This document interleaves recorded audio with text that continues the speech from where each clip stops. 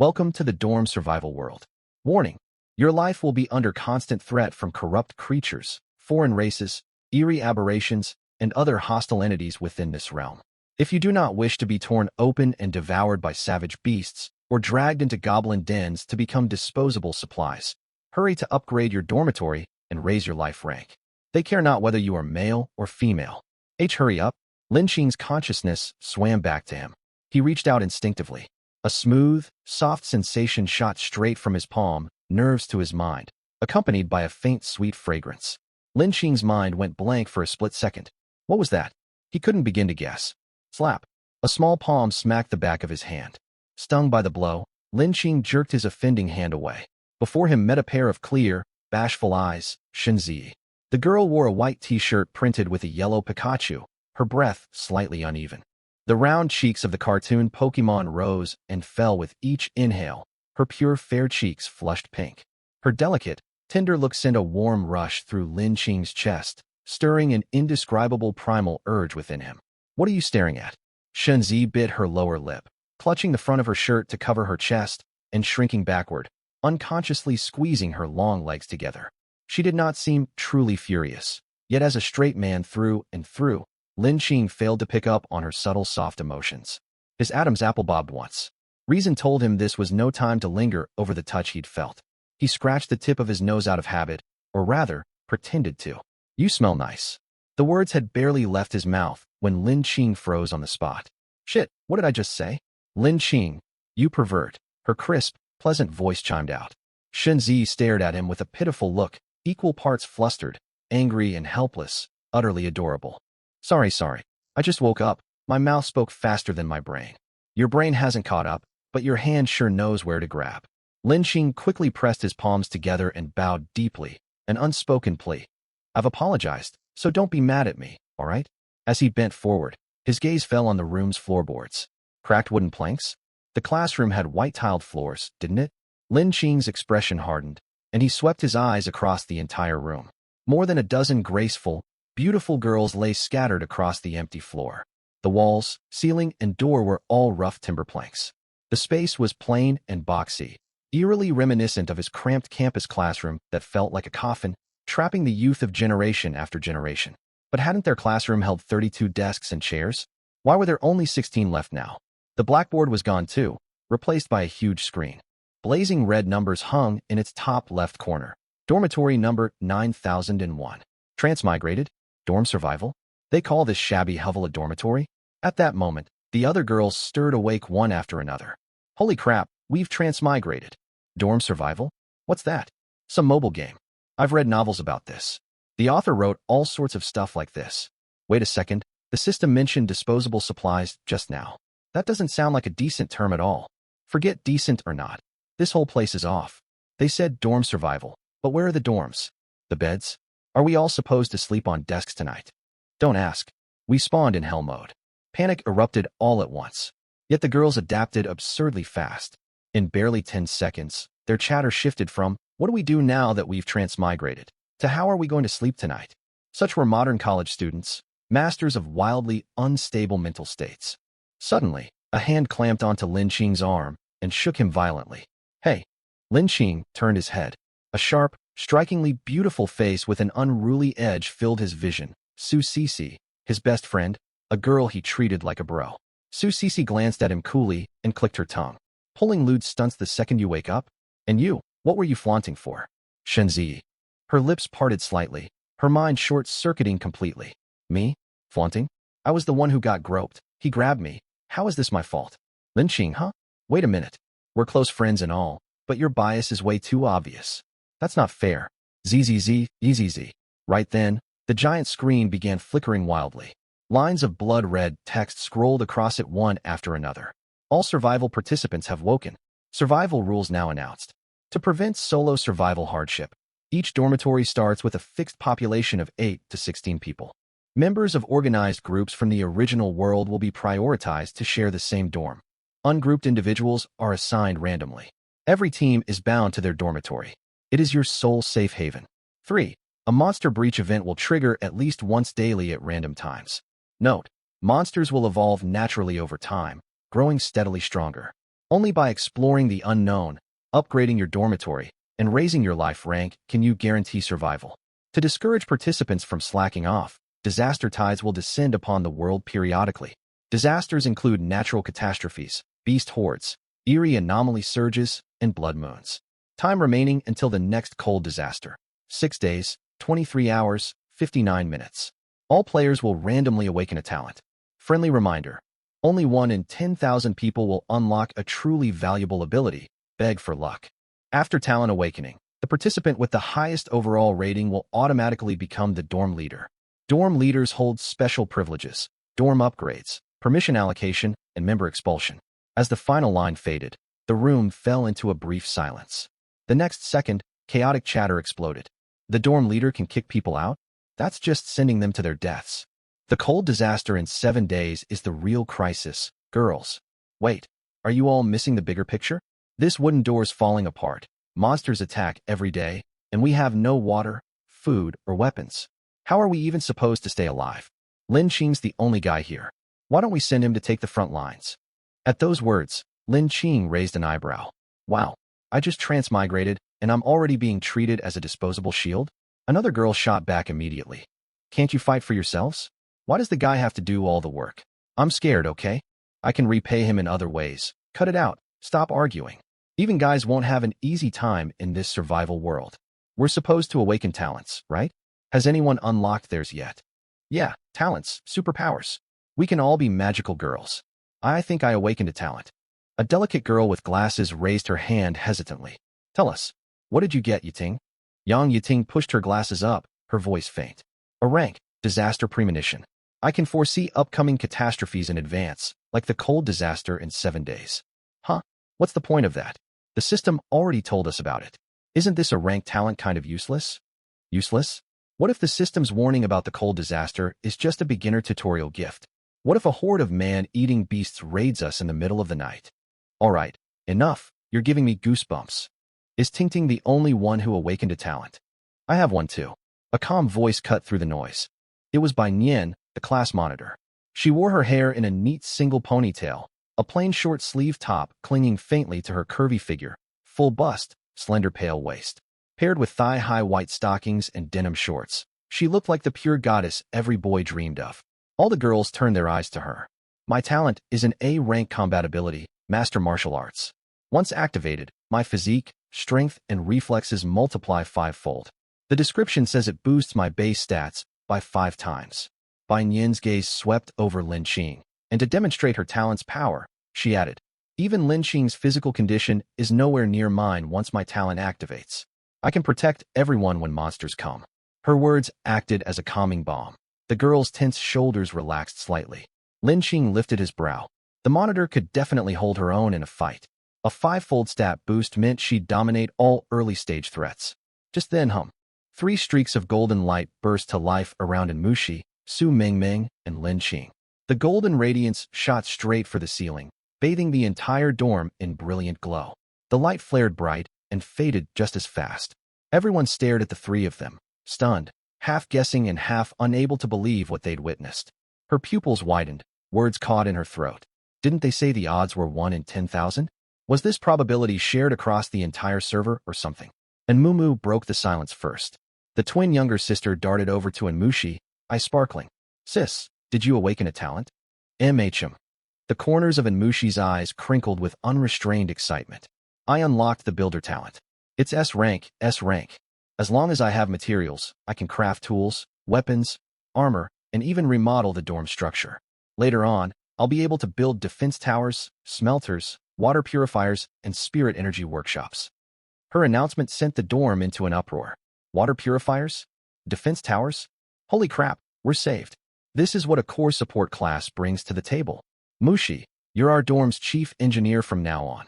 And Mushi's ears flushed pink from all the praise, yet she couldn't stop smiling.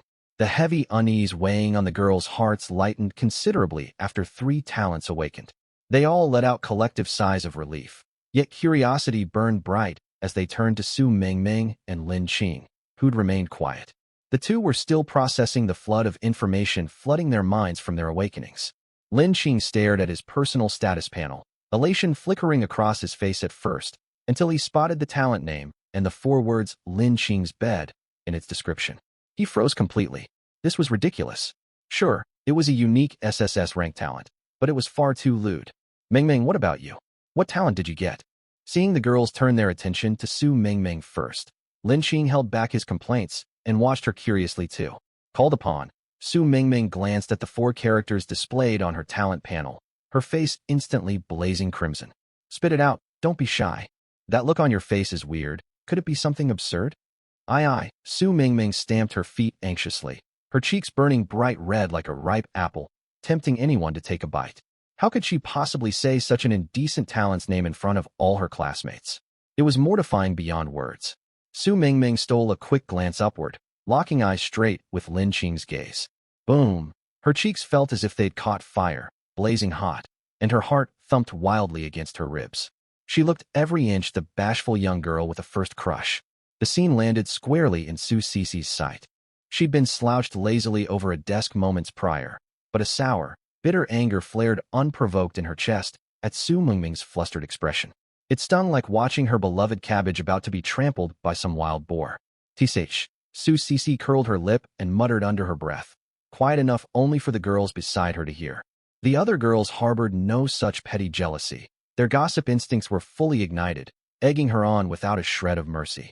Come on, Meng, why are you blushing? Exactly. Awakening a talent is great news. Tell us so we can envy you. Su Meng felt as though she was being roasted over an open flame. Her greatest source of distress wasn't the blessed with many offspring ability itself, but its secondary trait, spontaneous bond propagation. Thinking of the trait's description, tears welled up in her watery eyes. She couldn't reveal this power right now, no way. As for blessed with many offspring, she'd bite the bullet. She'd have to tell them eventually. Might as well get it over with. Gathering every ounce of courage, Su Meng gritted her teeth and shouted loudly in a desperate burst of candor. I awakened the highest tier talent. SSS rank. Its name is Blessed with Many Offspring. It lets me form a contract with a member of the opposite sex to bear innate Dao embryo offspring. She'd practically shouted with her eyes squeezed shut, overwhelmed by embarrassment and guilt. The instant her voice died away, the room fell dead silent. Time seemed to grind to a halt. More than 14 girls, plus Lin Qing, all froze solid. Mouths hung open, eyes blown wide, as if a binding spell had been cast on every single one of them. The only sound lingering in the air was Su Meng's ragged, heavy breathing. She slowly opened her eyes and took in their horrified stares, wishing a crack would open in the floor to swallow her whole. How would she ever face anyone in this dorm after this? The brief hush shattered, and chaos erupted once more. The girls exchanged flustered glances, their eyes brimming with shock, curiosity, and an inexplicable thrill. Blessed with many offspring.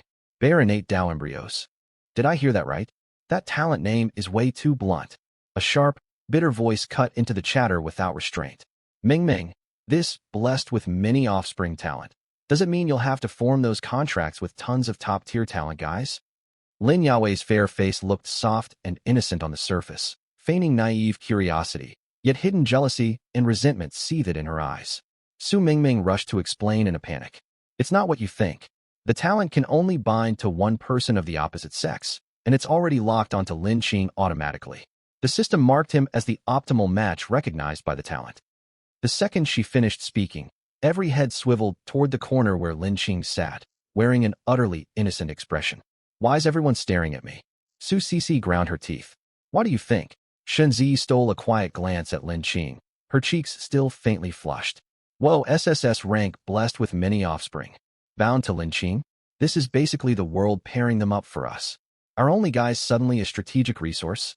Wait a second. So Meng and Lin Qing are gonna stop. Don't finish that sentence. My mind's already conjuring images. Innate Dao embryos. Are we gonna have powerful kid allies later? What kind of survival build is this? A nurturing playthrough. This is insane, so thrilling. None of the girls spared Lin Yao a glance. Her fake smile crumbled completely. Lin Yao dropped her gaze, her eyelashes trembling as her nails dug silently into her palms. Bound to Lin Qing? The optimal match? Innate Dao embryos? Every word stabbed her chest like a needle. Even before transmigration, she'd hated how everyone fawned over Su Meng's likable face. Why did everyone flock to her? Why did handsome, outstanding guys like Lin Qing always spare her extra glances? What did she lack in comparison? Now, after being transported to this world, Su Mingming unlocked an SSS rank talent and was singled out by the ability to pair with Lin Qing. Meanwhile, she had nothing at all. Lin Yaowei lifted her head, forcing a soft, sweet smile as if nothing had happened. Yet her almond eyes swirled with thick, unmasked jealousy. How wonderful for you, Mingming. She stepped closer, her voice light and airy. Bound to Lin Qing, but isn't this SSS rank talent just an ability built to bear children for men? Su Mingming frowned. Before she could reply, a ponytailed girl shot back sharply. Lin Yaowei, cut the sarcasm. You downplayed Yuting's disaster premonition talent, and now you're at it again?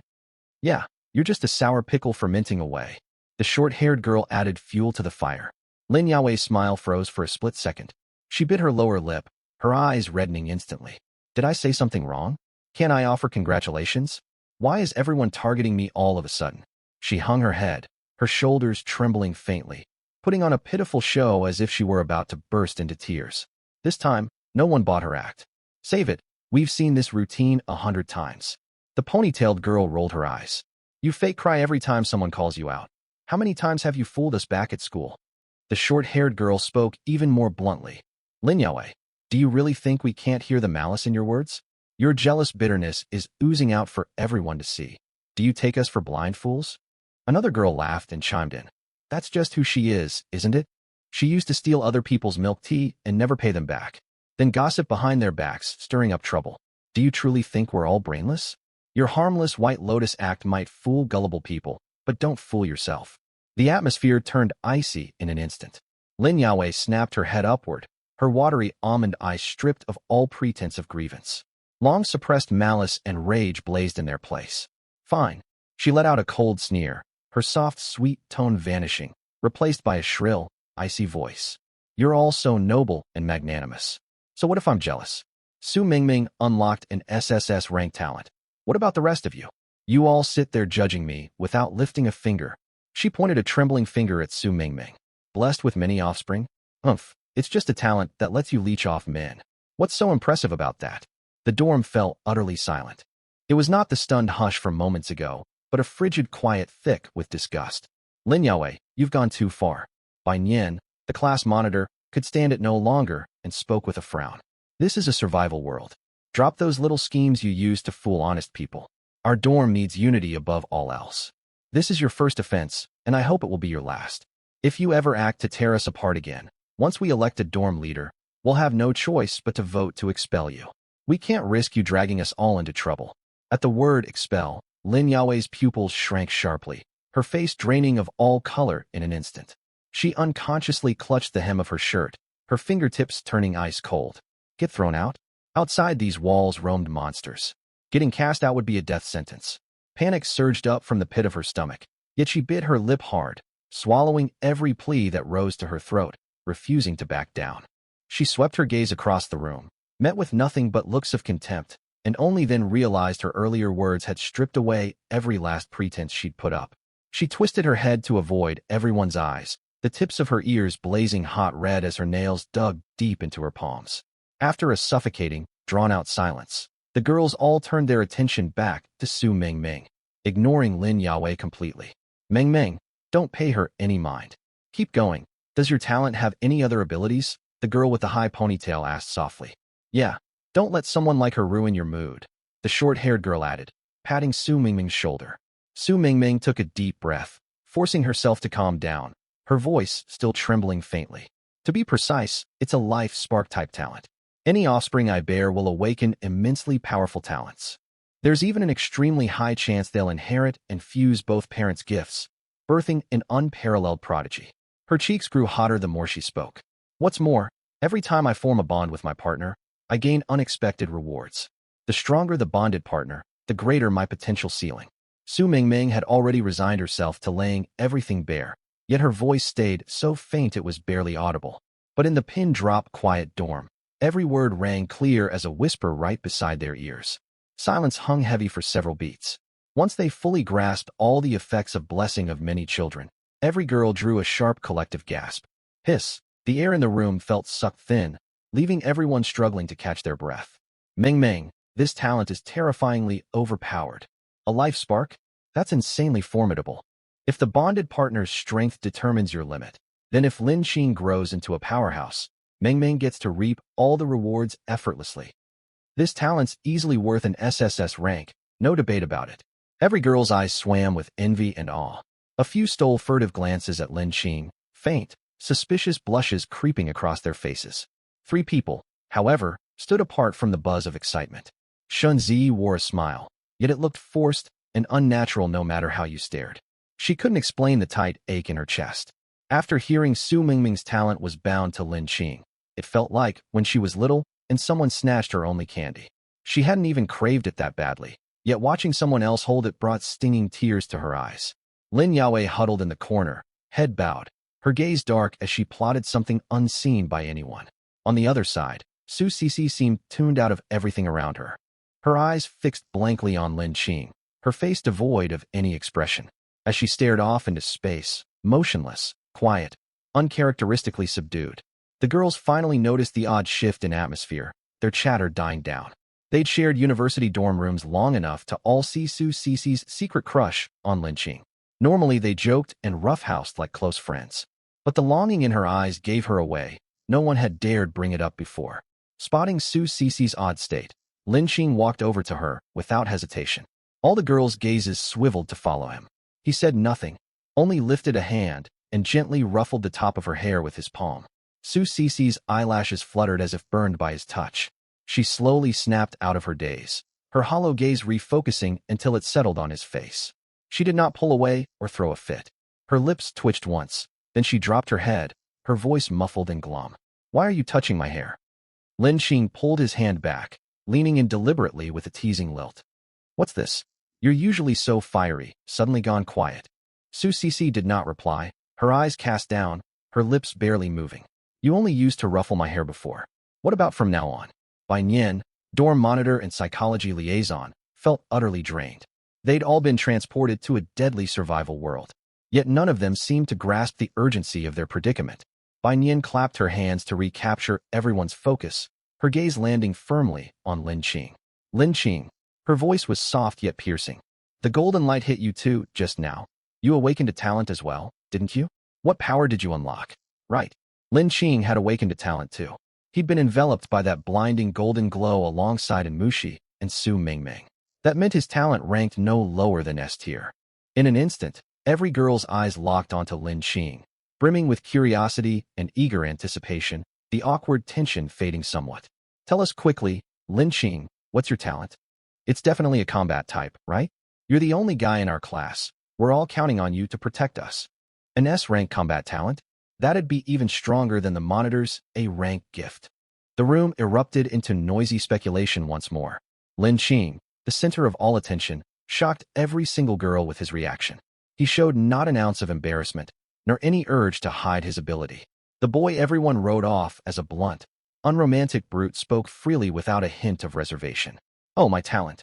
Lin Qing scratched the back of his head and flashed a wide grin, revealing a set of bright white teeth, his tone light and casual. "SSS rank talent, origin of life." To help them fully grasp what it did, he followed his words with a gesture that left every girl stunned speechless. He waved a casual hand above the dorm floor.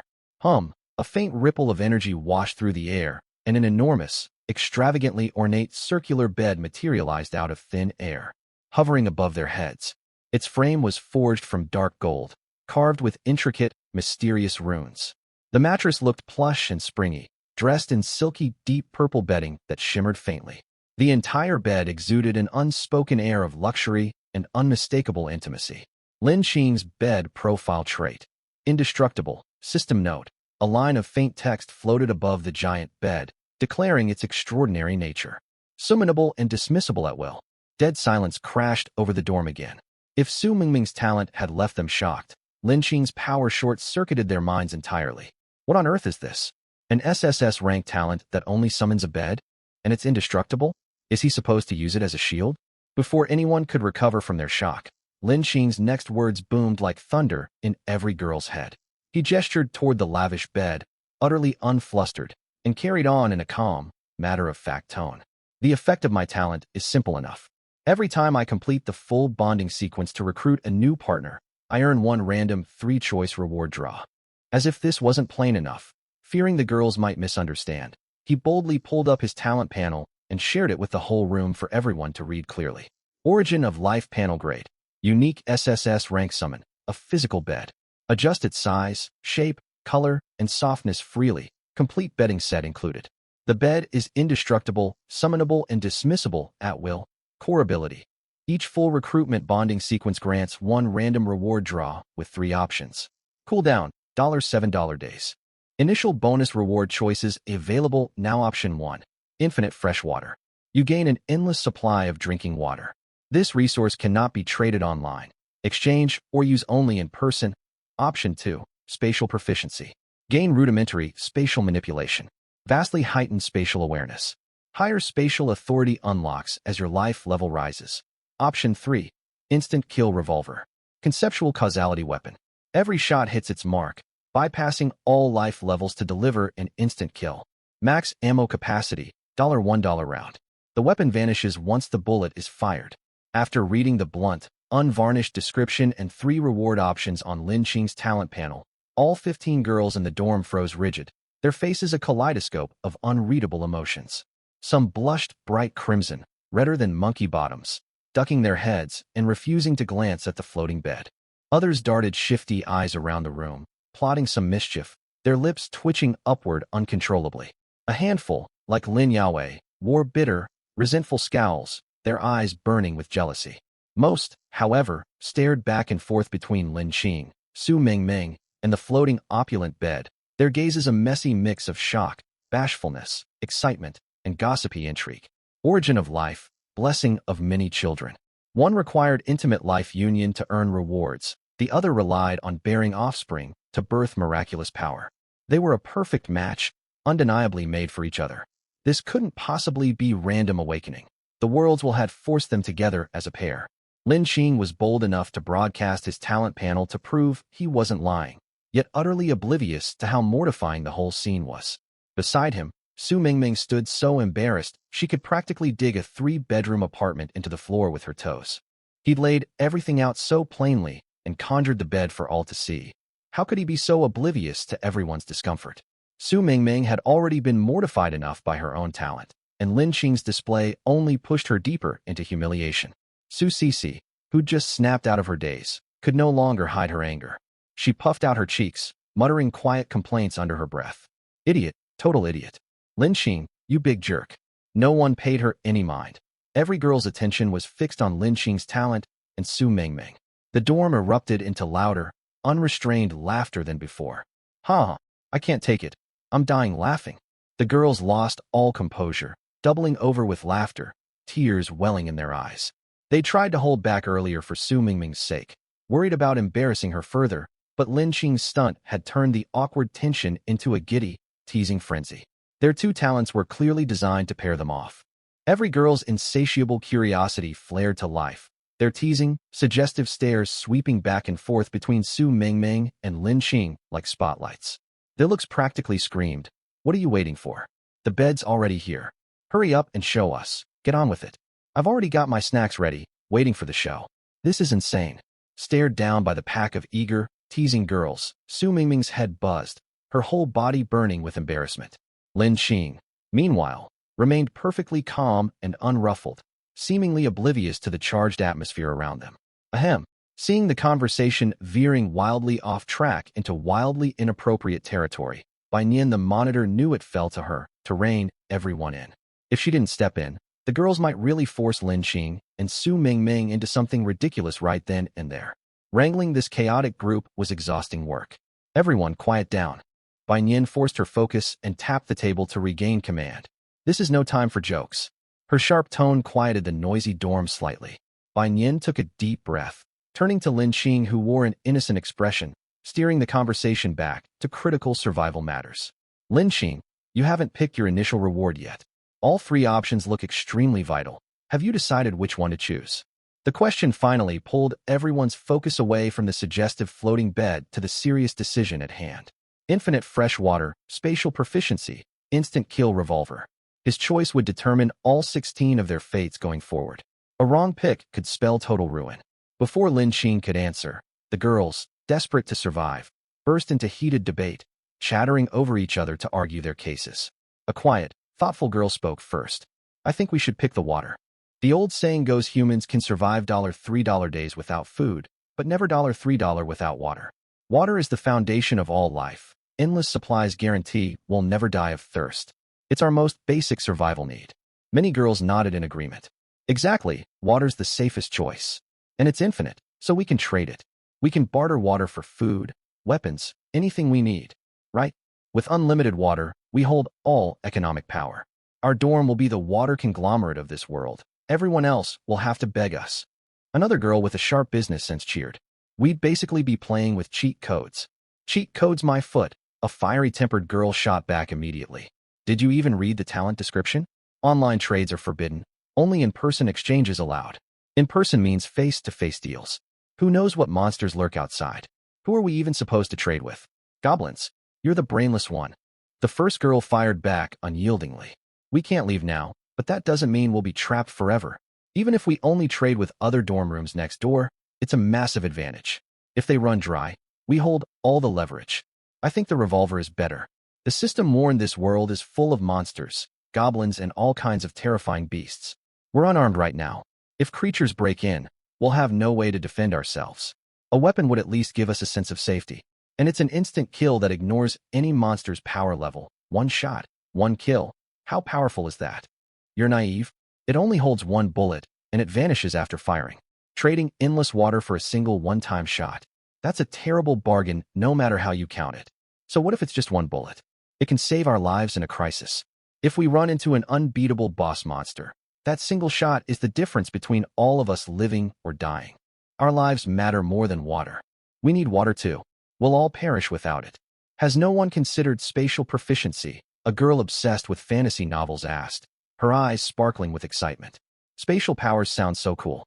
Once Lin Qing masters spatial teleportation, he can go anywhere instantly, and we'll all be safe. He can warp all of us away with him. You read too many novels. Someone quickly dampened her enthusiasm.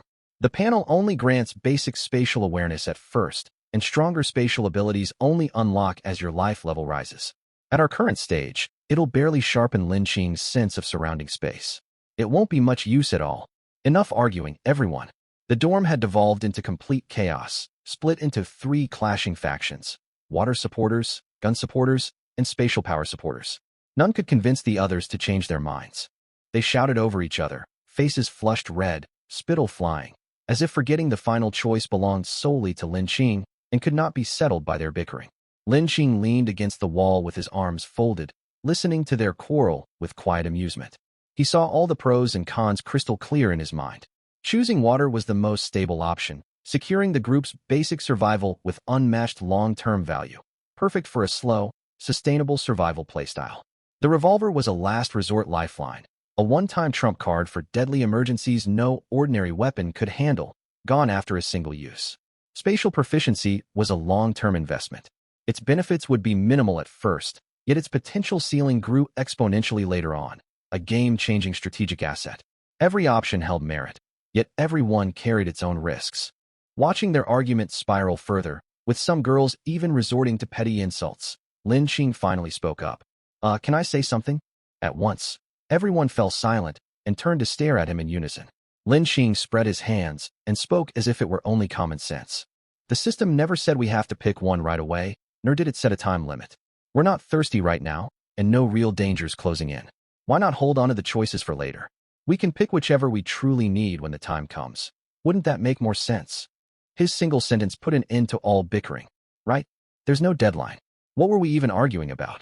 The girls exchanged awkward glances, all feeling rather foolish for their earlier fuss. Just as the tense atmosphere softened a little, Su Mingming, who'd kept her head down this whole time, suddenly took a deep breath. Mustering all her courage, as if she'd made a life-altering decision, she took small steps toward Lin Qing. All the girls in the class watched in stunned silence as she walked right up beside him. No one had seen this move coming. The gossipy buzz that had died down after Lin Qing's words instantly flared back to life, burning even hotter than before. Whoa, here we go. The main event's starting. What's Mingming up to? Had a change of heart? Ready to throw herself at him? Told you. There's such a perfect match, hot guy, pretty girl, undeniable chemistry. If nothing happens between them, It'd be a waste of the world's drama. The girls' eyes lit up with excitement as they whispered back and forth. Though they kept their voices low, their barely contained thrill could be felt from miles away. Their gazes darted repeatedly between Lin Qing and Su Mingming, filled with such suggestive warmth it felt like it could melt someone. Look how red Mingming's face is. She's definitely about to confess. She's leaning in closer. Closer. They're gonna whisper secrets? Are they gonna hash out the details of recruiting new players? Do we need to offer technical pointers? One tall, bold girl clenched her fists in barely restrained eagerness, itching to rush over and shove the two of them straight onto that lavish big bed. In the corner, Shen Ziyi, who'd barely spoken a word, also found her cheeks flushing pink. She watched Lin Qing and Su Mingming surrounded by the crowd, a tangled, unnameable emotion swirling in her chest. On one hand, she thought the group shameless for gossiping about such private stuff out in the open. On the other, her eyes kept drifting back to Lin Qing, and her mind unconsciously replayed the warm, soft touch she'd felt from him earlier, making her heart skip a beat. As for Su Cici, she was absolutely seething. She glared daggers into Su Mengming's back, her stare sharp enough to bore 2 holes through her skin. I'm so furious. Su Mingming always seems quiet and reserved. Why is she being so forward about this? Lin Qing's an idiot. Can't he step away? Su Cici burned with rage and anxiety, yet she had no right to step in. She was only Lin Qing's buddy, not his girlfriend. What authority did she have to interfere? Ugh, is this what irrational jealousy feels like from a wife's perspective? No, I'm not his wife. Class monitor by Nian had completely given up caring. She leaned against the desk, utterly defeated. Enjoy yourselves. Whoever wants the monitor spot can have it. I quit. Meanwhile, Su Mingming stood only 2 steps away from Lin Qing. She glanced nervously back at the group of girls practically exploding with excitement, then crept forward like a thief to press her lips to Lin Qing's ear. A faint, sweet scent like milk candy washed over him, carried on her warm breath against his ear. It was light, soft, delicate, and sent a tingling shiver down his spine. Lin Qing's earlobe itched, but what itched far more was his heart. Su Mingming spoke in a voice barely louder than a mosquito's buzz, rushing her words out in a breath. Lin Qing, Her tone trembled faintly, clear proof she was overcome with nerves. My talent isn't only what I told everyone earlier. I've hidden part of it. My talent can also spread to others. Lin Qing stared at her flustered expression and instinctively scratched his ear. What the heck? He wondered if the warm breath against his ear had tricked him into hallucinating. Before Lin Qing could ask any questions, Su Mingming shared her talent panel directly with him alone. Blessing of Many Offspring Talent Panel Grade. SSS Rank Unique Trait 1 The Yin Yang Dao. Every time you complete Yin Yang Union with your bonded partner, you gain an unexpected reward. Unique Bonded Partner of Opposite Sex. Lin Qing. Trait 2 Generous Diffusion. This talent is transmissible. Anyone it spreads to will gain access to Trait 3. Transmission Condition. 7 days after the first Yin Yang Union, Trait 3 will automatically pass to a random female roommate. The cycle repeats every 7 days. Restriction. 1 transmission per cycle, unique recipient. Trait 3 Seed of Descendants. All children born will awaken an innate talent, with an extremely high chance of merging both parents' talents. When Lin Qing read Trait 1, he merely thought, sure enough, this matches my own talent perfectly. But when he reached Trait 2, his eyes blew wide like copper bells. This SSS rank Blessing of Many Offspring, it can actually spread to other people? Meaning 7 days after the first union, the ability passes to another random girl in the dorm, and the cycle repeats every 7 days. Lin Qing's mind raced to process the implications. Su Mingming is the first recipient. 7 days later, the power transfers to another girl in the class. Once that girl experiences the first union, 7 more days pass, and it moves to a third. There are 15 girls in our class total. Minus Lin Yaowei, who's up to no good. That leaves 14 girls. If everything goes smoothly, theoretically every single one of them could gain the Seed of Descendants ability. All of them could bear children with heaven-defying innate talents. And my Origin of Life talent has a 7-day cooldown too. Every 7 days, I can activate Origin of Life once and earn an overpowered reward. And every 7 days, another girl in the dorm unlocks the Seed of Descendants. Lin Qing's eyes lit up, not with lecherous greed, but the pure excitement of a player spotting a perfect long-term growth build. This is brilliant. Who knew this combo was possible? His Origin of Life was never just a cheat code for himself alone. And Su Mingming's Blessing of Many Offspring is a massive boon for the whole group. Stack these 2 talents together, and this dorm could become the core powerhouse that dominates the future survival zone. Of course, only if everyone agrees. No one can be forced into this. Lin Qing glanced at Su Mingming. The young girl kept her head bowed, her ears bright red, barely able to breathe from sheer nervousness. Trusting him enough to reveal her secret talent was already an enormous gesture. Lin Qing dropped all frivolity from his face and lowered his voice. This stays between us for now. Su Mingming looked up at him, panic flickering in her eyes. Lin Qing spoke earnestly. It's not that I don't trust the others. This power is far too valuable. If word gets out, it'll bring disaster down on us all. Especially Lin Yaowei. We can't let her find out. Su Mingming nodded gently. That's what I was thinking too. Lin Qing met her gaze, his tone uncharacteristically solemn. And one more thing. No matter how we plan to use this talent later, your own wishes come first. No one can pressure you. Not even me. Su Mingming froze for a split second. The tight knot of anxiety in her chest loosened slightly. Her cheeks stayed flushed, but relief softened the fear in her eyes. The girls in the distance couldn't see the talent panel. Only the two huddled close, whispering privately. The awkward, gossipy atmosphere thickened even further. What are they talking about? Wise Mingming's face even redder now. Lin Qing suddenly looks dead serious. Oh no. Did he actually agree to whatever she asked? Su Sisi was barely holding herself back from charging over. She gritted her teeth, her gaze sharp with hostility. Bai Nian, meanwhile, sensed something was off. Lin Qing's expression held no hint of teasing. Su Mingming didn't just look shy. They must have exchanged some critical information just now. Bai Nian opened her mouth to ask, but at that moment, the black electronic screen mounted at the front of the dorm flared to life. ZZZ, EZZ. A harsh static crackle cut through every laugh, whisper, and teasing remark in the room. Slowly, blood-red text scrawled itself across the black display. All player talent awakenings complete. Dorm leader comprehensive evaluation finalized. Highest overall score for Dorm 9001, Lin Qing. Automatically promoted to Dorm leader. Dorm leader privileges unlocked. Privilege 1, Dorm upgrade. Privilege 2, Member administration. Privilege 3, Expulsion authority. Everyone stared in shock. Lin Qing lifted his head to gaze at the screen too. Dorm leader? It really landed on him. The words on the screen shifted again the next second, the crimson hue deeper than before. System survival emergency warning event. First monster breach event imminent. Countdown. $10 minutes remaining. Parameters. Breaching monster type. Unknown monster count. Unknown monster level. Unknown. 10 minutes. Monsters breaking through the door.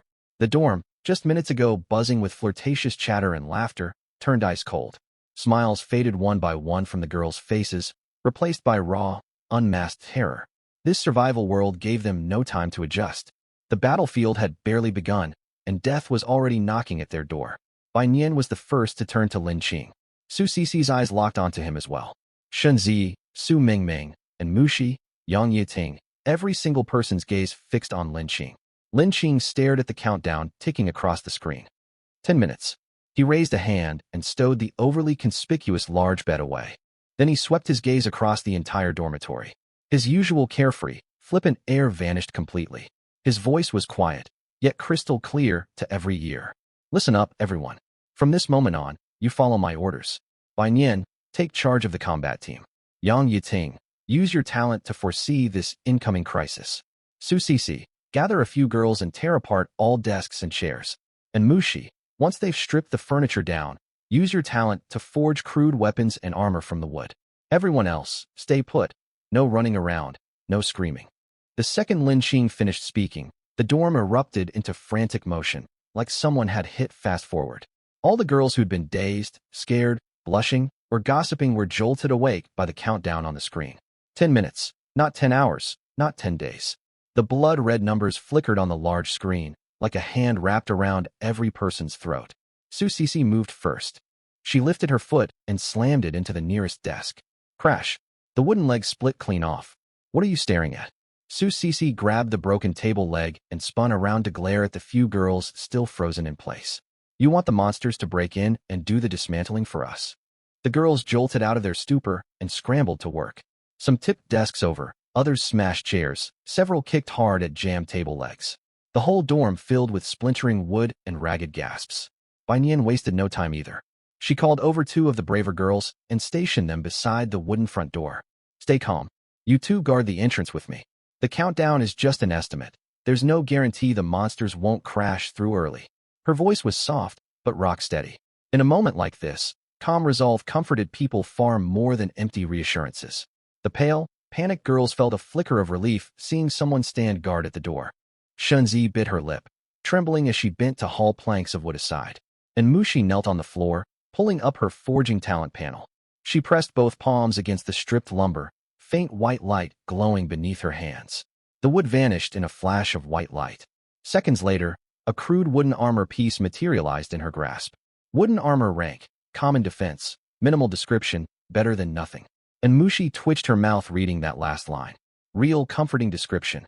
Even so, she didn't pause. Dragging the next pile of lumber in front of her the second, she set the first armor piece down. Lin Qing kept busy too, standing before the massive screen with a grim, heavy look in eyes. He was nothing like his usual sarcastic, reckless self. It felt as if the lives of every person in the room rested squarely on his shoulders, and he'd accepted that burden, not just for the girl's sake, but to keep himself alive long-term.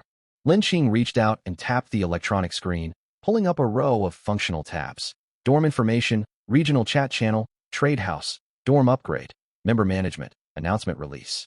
Lin Qing clicked open the trade house first. A sparse list of goods popped up instantly. 500 milliliters mineral water, 10 gold coins, 1 compressed biscuit, 10 gold coins, paring knife, 15 gold coins, baseball bat, 10 gold coins, hemostatic bandages, 30 gold coins. A fire axe had just been listed as well. Fire axe, 100 gold coins. Before Lin Qing could even process the price, the item vanished, snapped up by someone the second it appeared. He narrowed his eyes. We've all just been transported here, yet the trade house already has stock, and someone has gold coins to spend. Either someone awakened a production-type talent, or a gold generation talent. Whichever it is, one truth stands clear. From the very start of this survival world, certain players are already pulling ahead of the pack. Lin Qing checked the dorm resource bar. Gold coins, 0, timber, 0, stone, 0, iron ingots, 0, special materials, none. They had absolutely nothing, no supplies to work with at all. Still, dorm 9001 was far from weak. 16 residents total, 5 with a rank or higher talents. And he and Su Mingming both held SSS rank talents. This wasn't mere luck. They'd drawn an unbeatable starting hand. But even the best cards could lead to death if played poorly. Lin Qing closed the trade house and opened the regional chat channel. Zone 91 chat. Current online users, 10. Messages flooded the screen non-stop. Dorm 102, Block 3. What's going on? Did we all get teleported together? Does everyone have a countdown? Mine's at 8 minutes left. Dorm 721, Block 5. Teleported my ass. This cheap screen's just a prank. My dad's Zhang. Let me out right now. This is illegal detention. I'll have you arrested. You hear me. Dorm 308, Block 6. Confirmed, the guy above is an idiot. We all awakened talents. How's this not a real teleport? Dorm 101, Block 9, awakened talents? Are you serious? 8 people in my dorm. Not a single one unlocked a talent. Dorm 606, Block 7. Holy crap, where'd the trade house stock come from? Do any of you have starting supplies? Dorm 220, Block 8. Help. Our dorm leader's useless. He's just sitting there crying. Dorm 701, Block 3. Anyone else from Block 3? I'm Qin Yuan, Class 3. Lin Qing's gaze paused briefly. Qin Yuan? The basketball player from the neighboring department? But the message was quickly washed away by hundreds of new lines. Lin Qing scrolled further down, yet found no useful clues to turn the tide of their predicament. The chat was filled with panic, disbelief, cursing, and desperate pleas for help. Still, he picked up 2 key pieces of information. First, not every dorm resident unlocked a talent. Second, the monster breach countdowns aren't synchronized across all dorms, meaning there's no fair playing field at all. Some dorms start with 8 people, 0 talents, and incoming monsters to face alone. Lin Qing shut the chat window. Only 5 minutes remained on the countdown. The flickering red numbers on the screen felt like a death sentence ticking down. Lin Qing turned around. Yang Yiting, did your foresight talent show you anything? The delicate, bespectacled girl sat with her eyes squeezed shut, white-knuckling the hem of her shirt. Sweat beaded all over her forehead, her face drained of all color. At the sound of Lin Qing's voice, her eyelashes fluttered violently, and she slowly opened her eyes. I saw them. The scraping sound of furniture being torn apart in the dorm fell silent for a beat. Lin Qing fixed his gaze on her. Give me the key details.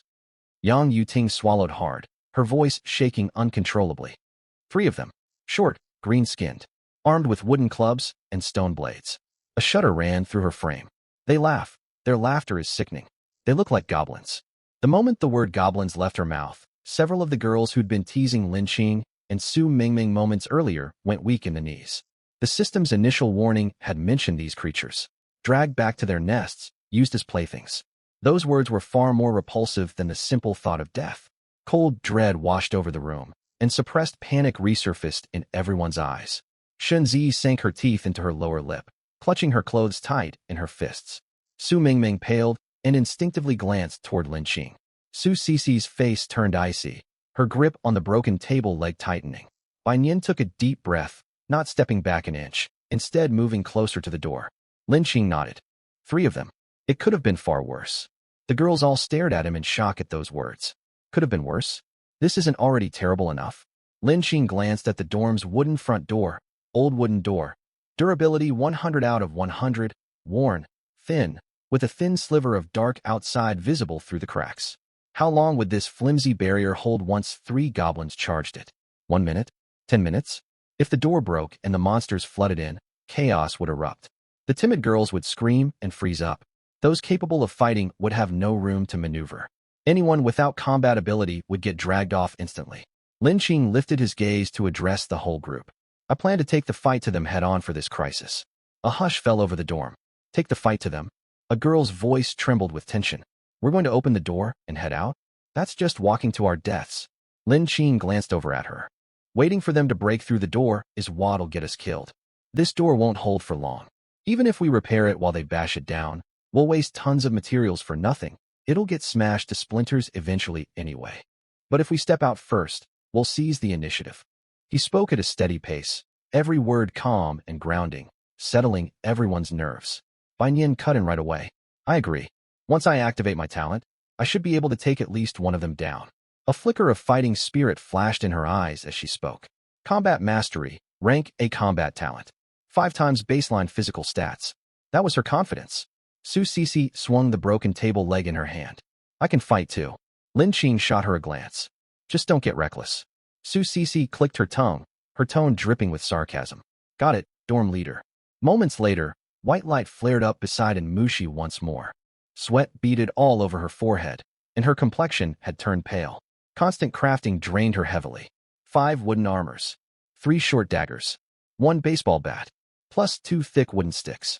I don't have enough materials to fuse them into anything better, so they'll just be regular clubs for now. Lin Yaowei frowned, a look of disdain on her face. That's all you could make. And Mushi glanced up at her, her gaze not harsh, just heavy with exhaustion. It's already fast work. If my talent didn't come with a few basic crafting blueprints, I wouldn't even have carved out dagger handles in these few minutes. She glanced down at the leftover materials beside her, wiping sweat off her chin. Keep tearing apart furniture. Bring me more materials, and I can craft more gear. Lin Qing walked over. Let's distribute the equipment first. He picked up 1 wooden armor set and a short dagger. Bai Nian, this armor and dagger are for you. You're our main fighter. Bai Nian didn't hesitate. She slipped the wooden armor on quickly and took the dagger. Understood. Lin Qing grabbed the second wooden armor and looked to Su Cici. Su Cici, you'll fight alongside the group. Any objections? Su Cici reached out to take it, a smirk tugging at her lips. The way you asked, that's like asking if I'll yell at you. Lin Qing fell silent. Typical Su Cici. He handed her the dagger as well.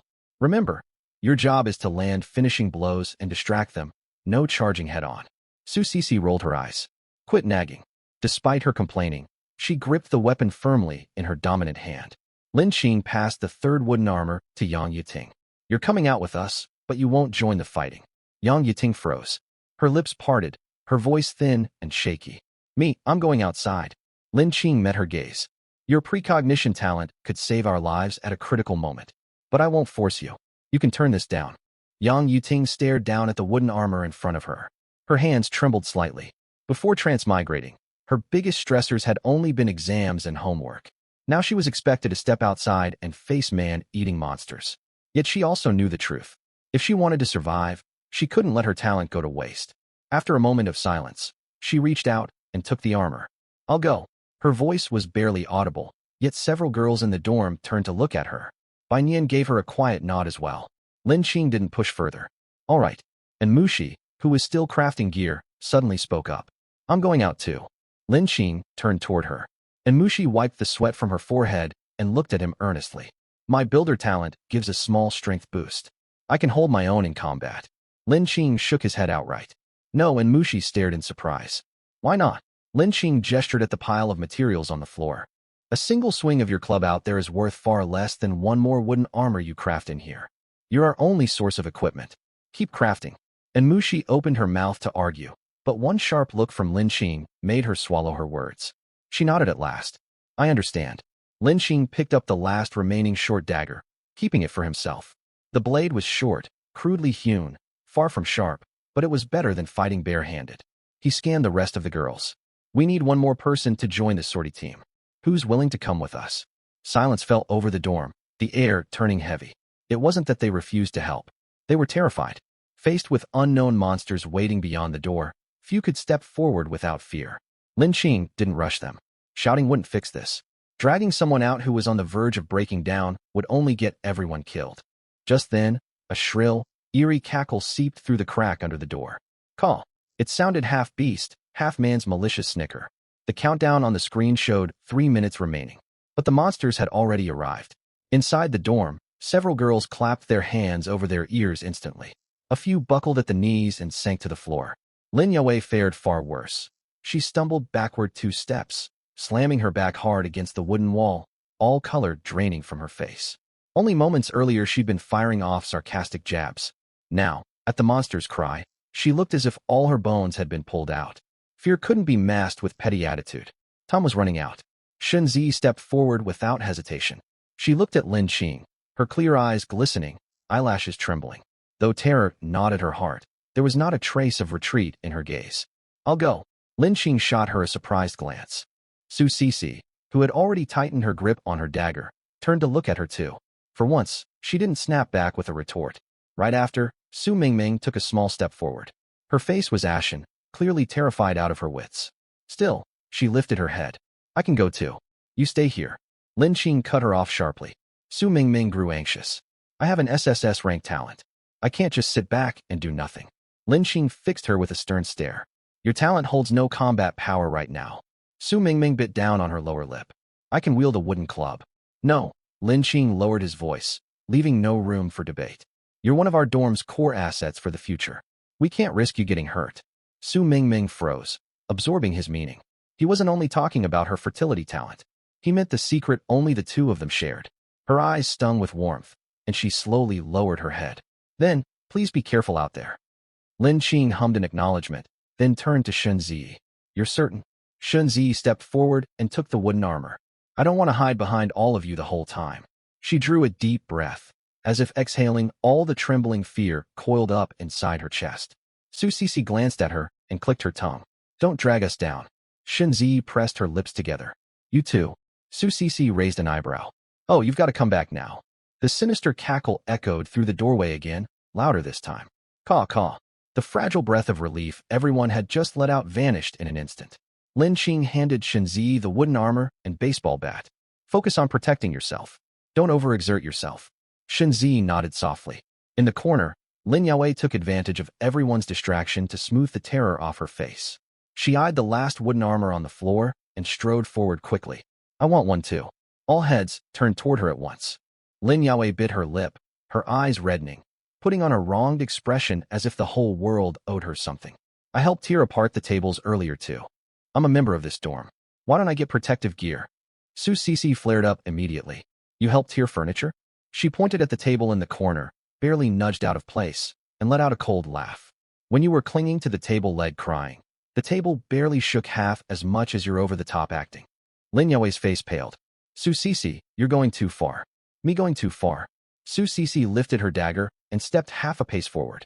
We're heading out to take hits, while you stay safe inside and wear armor. What for? So when the monsters break in, they'll complement your high defense first. Several girls twitched their mouths, yet none could laugh. Monsters lurked right outside the door. Every screech reminded them death was separated by nothing but a flimsy wooden plank. Lin Yue turned to Lin Qing, her voice softening instantly. Lin Qing, you're the dorm leader, but you can't play favorites, can you? I may not be strong, But shouldn't the weak be the ones most in need of protection? Her words sounded reasonable on the surface, yet in this moment, they only disgusted everyone. Bai Nian frowned. Shenzi also stared at Lin Yaowei, her gaze turning cold for the first time. Lin Qing held his tongue for a moment. He picked up the last wooden armor and walked toward Lin Yaowei. A flicker of joy lit up Lin Yaowei's eyes. She even stretched her hand out to take it. But Lin Qing walked past her and handed the armor to the short-haired girl standing behind her. You stand guard by the door. The short-haired girl blinked in shock. Me? Lin Qing nodded. Keep watch and warn us of incoming threats. If anyone gets injured, you're in charge of pulling them back to safety. The girl clutched the wooden armor, swallowing hard. Her palms were slick with sweat, yet Lin Qing's steady tone filled her with a strange sense of capability. Understood. Lin Yaowei's expression froze completely. Lin Qing finally met her eyes. Resources are allocated based on risk and duty, not who can put on the best show. Lin Yaowei's lips trembled. You're targeting me on purpose. Lin Qing tugged the corner of his mouth faintly, his eyes cold and empty of warmth. Yes. Silence crashed over the dorm. Lin Yaowei hadn't expected him to admit it so bluntly, not even bothering to pretend otherwise. Her face flushed red with anger. What gives you the right? Lin Qing lifted a finger, pointing to the electronic screen on the wall. The member management panel lit up. Dorm leader permissions. Lin Qing members. 16/16 expulsion privileges. Unlocked. He didn't tap the button, only letting everyone see the text clearly. What gives me the right? This. And the fact that you're staying safely inside the door. Lin Yaowei fell silent, unable to retort a single word. Su Sisi felt a surge of satisfaction. Immensely satisfied. If monsters weren't waiting outside, she would have clapped for Lin Qing right then and there. This was more like it. They bickered normally, but when push came to shove, he had a backbone. Lin Qing ignored Lin Yaowei, tightening his grip on his short dagger. I'll take the last dagger for myself. Su Sisi objected at once. No way. You don't have any armor. Are you running out there to get killed? Lin Qing stared back at her, his resolve unshakable. Su Sisi knew arguing would get her nowhere. She strode over a few steps and held out her wooden armor toward him. All the other girls turned to watch them. Su Sisi's face darkened. What are you all staring at? Never seen loyal camaraderie. Shenzi lowered her gaze. Su Mingming ducked her head without a word. Keep your armor for yourself. Lin Qing waved a hand, and a large bed materialized out of thin air. Lin Qing's bed trait. Indestructible, everyone fell speechless. The suffocating, tense atmosphere instantly melted into absurdity. One girl twitched her mouth. We're gonna fight goblins with a bed? That's a weird image. Lin Qing remained unruffled as he looked at Su Sisi. I've got a shield. Why would I need armor? Su Sisi stared at the giant bed, holding back her retort for a long moment. You'd better only use it as a shield. Su Mingming's cheeks flushed again. Of all times, they still had to tease her. Lin Qing glanced at the countdown on the screen, his gaze hardening. He quickly issued orders. Sortie team confirmed. 5 of us, me, Bai Nian, Su Sisi, Yang Yiting, Shenzi. The rest split into 2 groups. 2 stand guard inside the door. 2 stay ready to rush in and administer emergency aid to any wounded teammates. Everyone else keeps tearing apart desks and chairs for materials. He looked to Enmushi. Don't turn all the lumber into gear. Save some to repair the door. And Mushi nodded firmly. Got it. Lin Qing gripped his short dagger. Before the monsters bash the door down, we'll head out first to seize the upper hand. Any questions? No one voiced any objections. Only 1 minute remained on the countdown. Lin Qing led the 4 girls toward the dorm's wooden door. As the door creaked open, a dim, shadowy corridor stretched out before them, thin gray mist hanging in the air. Lin Qing focused his mind, and the huge bed twisted and reshaped into a curved barrier, shielding the group from the front. He left the wooden door behind them slightly ajar, a narrow crack remaining. Caw, women, so many women. The slimy, lewd voices drifted from the right side of the corridor.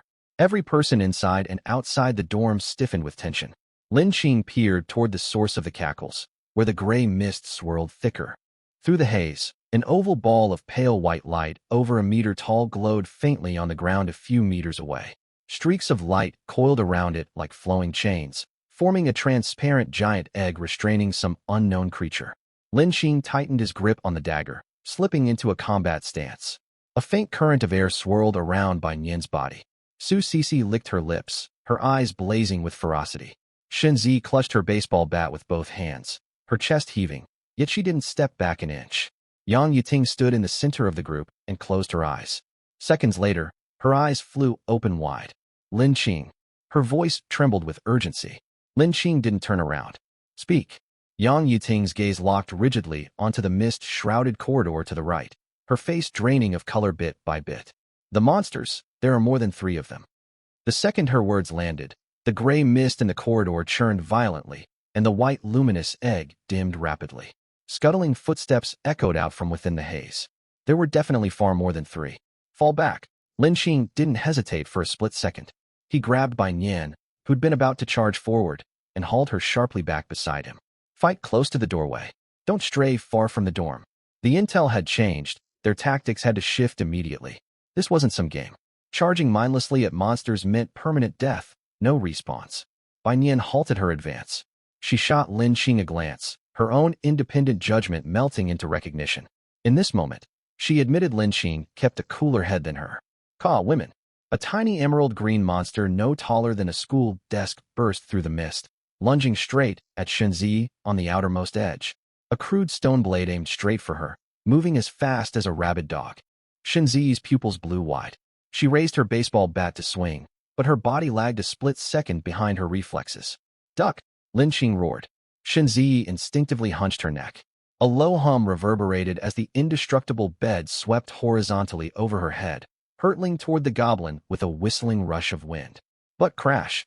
The bed's corner slammed hard into the wooden wall, spraying splinters everywhere and wedging itself tight.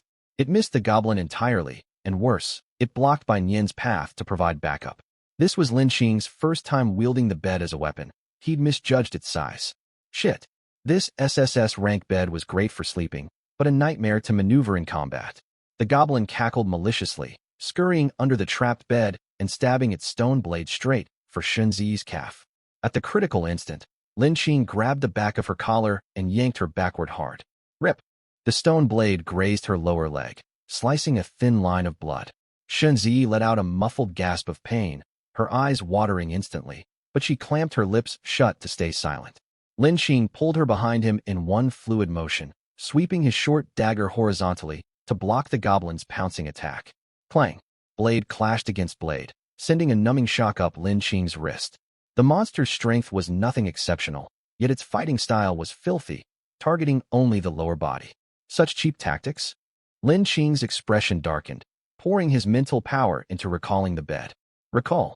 A low hum vibrated, and the giant bed wedged in the wall shrank and reshaped in an instant, forming a half-human tall bed shield planted firmly between him and Shenzi.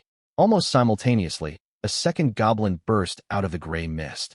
A flash of green light flickered across its body, boosting its speed drastically. Its stone blade stabbed straight for Yang Yuting's midsection. Yang Yuting had no time to react. Bang! The blade crashed against the bed shield instead. The soft, springy bed surface caved in halfway before snapping back, sending the goblin stumbling off balance. Lin Qing had stretched the bed shield forward at the last second, intercepting the fatal strike. The bed's surface remained flawless, not a single scratch left behind. Yang Yuting froze in place, her face deathly pale. She clapped a hand over her mouth, swallowing the scream rising in her throat. Lin Qing shot her a quick glance from the corner of his eye. Well done, no screaming and panicking. I've got you. Keep using your precognition without worry. The gruff words of encouragement sent a sharp pang to Yang Yuting's nose. The terror clouding her eyes was crushed by resolve. She wasn't dead weight. She could still help them survive. Right then, a third monster emerged from the mist, another goblin with bulging, corded muscles rippling across its small frame. Lin Qing shouted, Bai Nian, this one's yours. Got it. Wind swirled violently around her. Bai Nian pushed off the ground like a drawn bow, darting forward. The goblin's stone blade scraped splinters off her armor, yet she didn't dodge.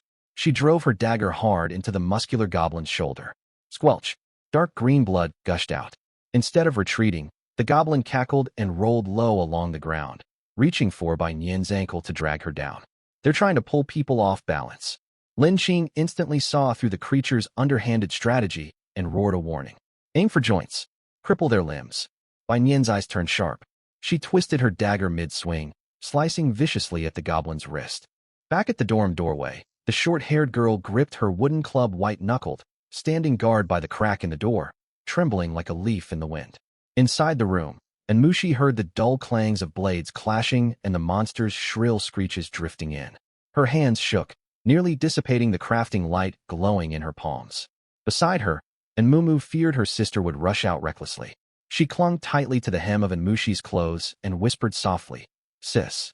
Enmushi gritted her teeth hard. Lin Qing's words before he stepped out echoed endlessly in her mind. Your value out here is nothing compared to crafting one more piece of armor inside. She squeezed her eyes shut, then snapped them wide open. Keep breaking materials, don't stop. They're risking their lives out there. Our supply line cannot break. Her voice was soft, yet it acted like a powerful shot of adrenaline. Bang, bang. The girls, frozen stiff with terror a moment prior, jolted back to their senses at once. Working frantically with hands and feet, they hauled and smashed desks and chairs, passing plank after plank over to Enmushi. A pale white glow bloomed in her palms again, and a brand new wooden armor took shape in the blink of an eye.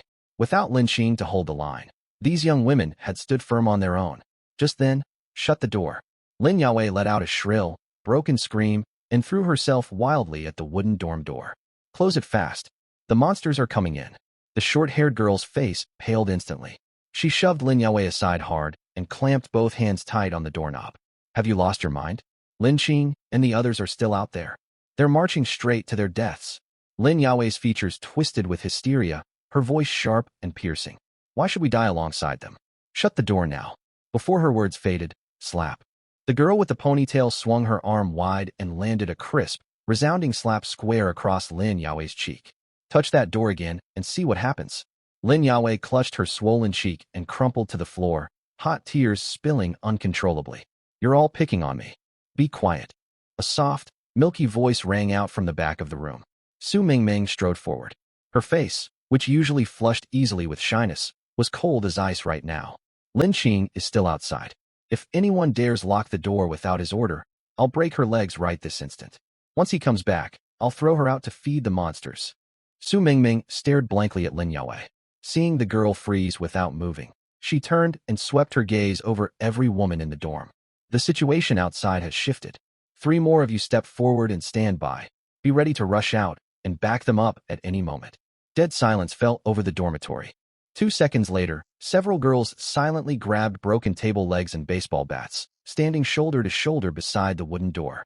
These college students in their early 20s had grown up in peaceful, stable times, destined for bright futures.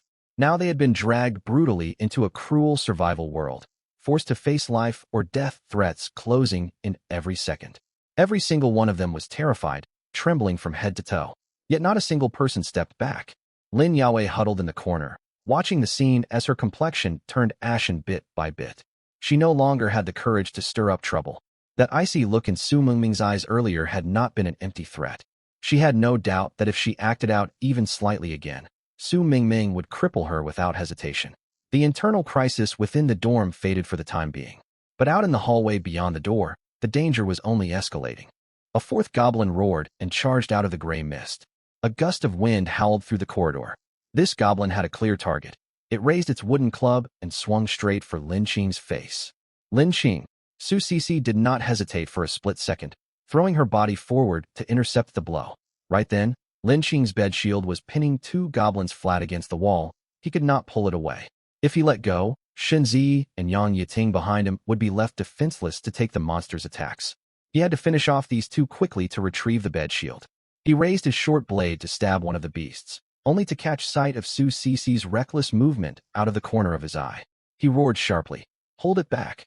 Don't charge head-on." The shout jolted Su Cici out of her blind urge to rush in. She planted her foot and twisted sideways, dodging by a hair's breadth. Whoosh! The wooden club slammed into empty air beside her shoulder, whipping up a rush of wind. Su Cici twisted her short dagger backward and sliced. Squelch! The blade cut clean through the goblin's wrist, clutching the club. Screech! Green blood spurted everywhere, and the club clattered to the ground. Rage blazed in Su Cici's eyes, and she drove the dagger toward the monster's throat without pause. Lin Qing's heart lurched violently. He had caught a glimpse of a vicious, twisted grin spreading across the injured goblin's face. Don't go for the neck. Cripple its left leg first. Lin Qing shouted. Su Cici's body reacted faster than her mind. She twisted her wrist and flipped the dagger's edge downward. Crack! The short blade stabbed deep into the goblin's kneecap, sending the monster crashing to its knees with a wail. Got it, dorm leader.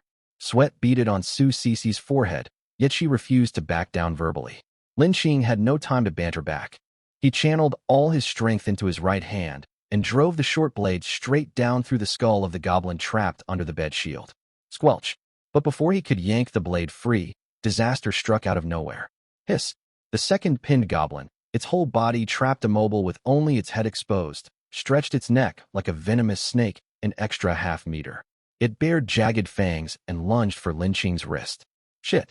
How twisted is this monster's design? Who would have guessed its neck could stretch like that? Lin Qing! A scream split the hallway. Shunzi, whose hands had shaken so badly she could barely grip her bat a moment before, summoned all her courage and swung the baseball bat down with all her might. Bang! The goblin's head snapped violently to the side, its fangs scraping past the cuff of Lin Qing's sleeve. It had missed his skin by barely half an inch. Cold sweat soaked Lin Qing's back. He pulled his dagger free and thrust upward from below. Squelch! The blade pierced the long-necked goblin's jaw. 2 seconds later, the feral light faded from both goblins' eyes, and their bodies crumbled into gray ash.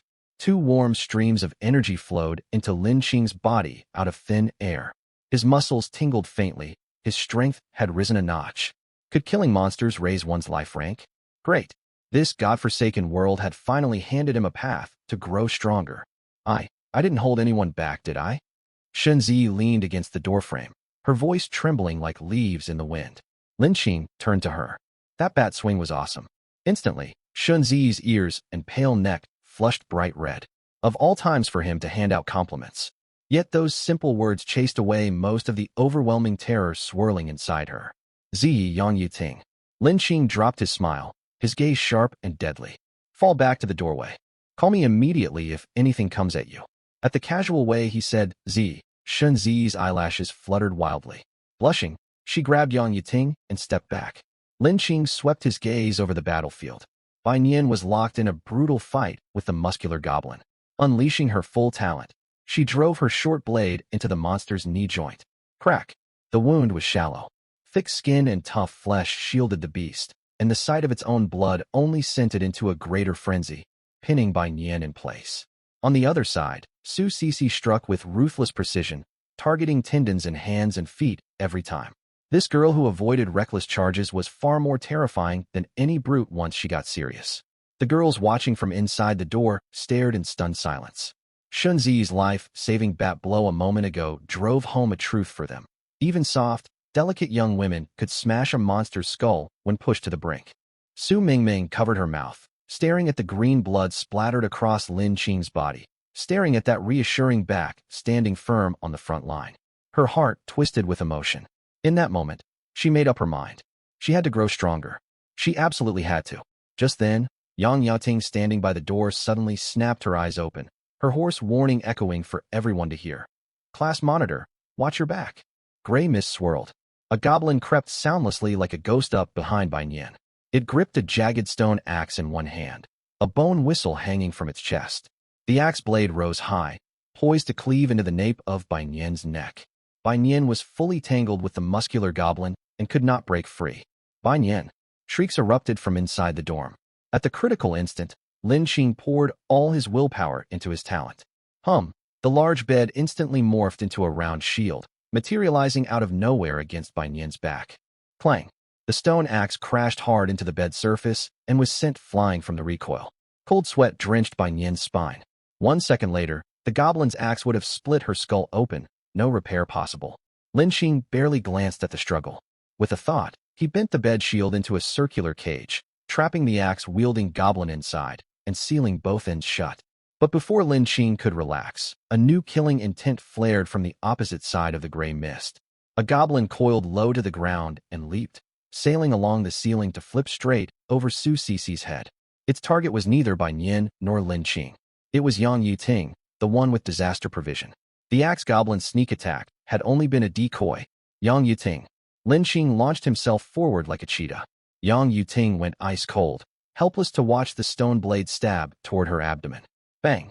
Lin Qing threw his whole body into Yang Yuting, shoving her hard back through the dorm doorway with his shoulder. At the exact same moment, rip! The stone blade sliced viciously across Lin Qing's waist. Fabric tore, and fresh blood welled up instantly. Lin Qing. Veins bulged at the corners of Su Sisi's eyes, and the rage inside her boiled over completely. Stay focused. Lin Qing ground out a roar. The burning agony in his waist unleashed the wild ferocity deep in his bones. He shot his left hand backward, clamping tight around the goblin's throat, and swung its body to slam violently against the wall. Bang! The goblin's skull crumpled, yet it still thrashed madly. Lin Qing drove his short blade upward from below, piercing straight through its windpipe. Squelch! The third goblin fell. Ash scattered, and another warm stream of energy flooded his body. The next second, a faint pale white glow flickered softly over Lin Qing's frame, a numbing tingle spreading through every limb. A far stronger power surged through his arms and legs. He had advanced his life rank. He quickly pulled up his personal status panel. The line marked life rank, previously blank, now read, Common Tier Initiate. So in this survival world, ordinary humans do not even qualify for the lowest common tier ranking?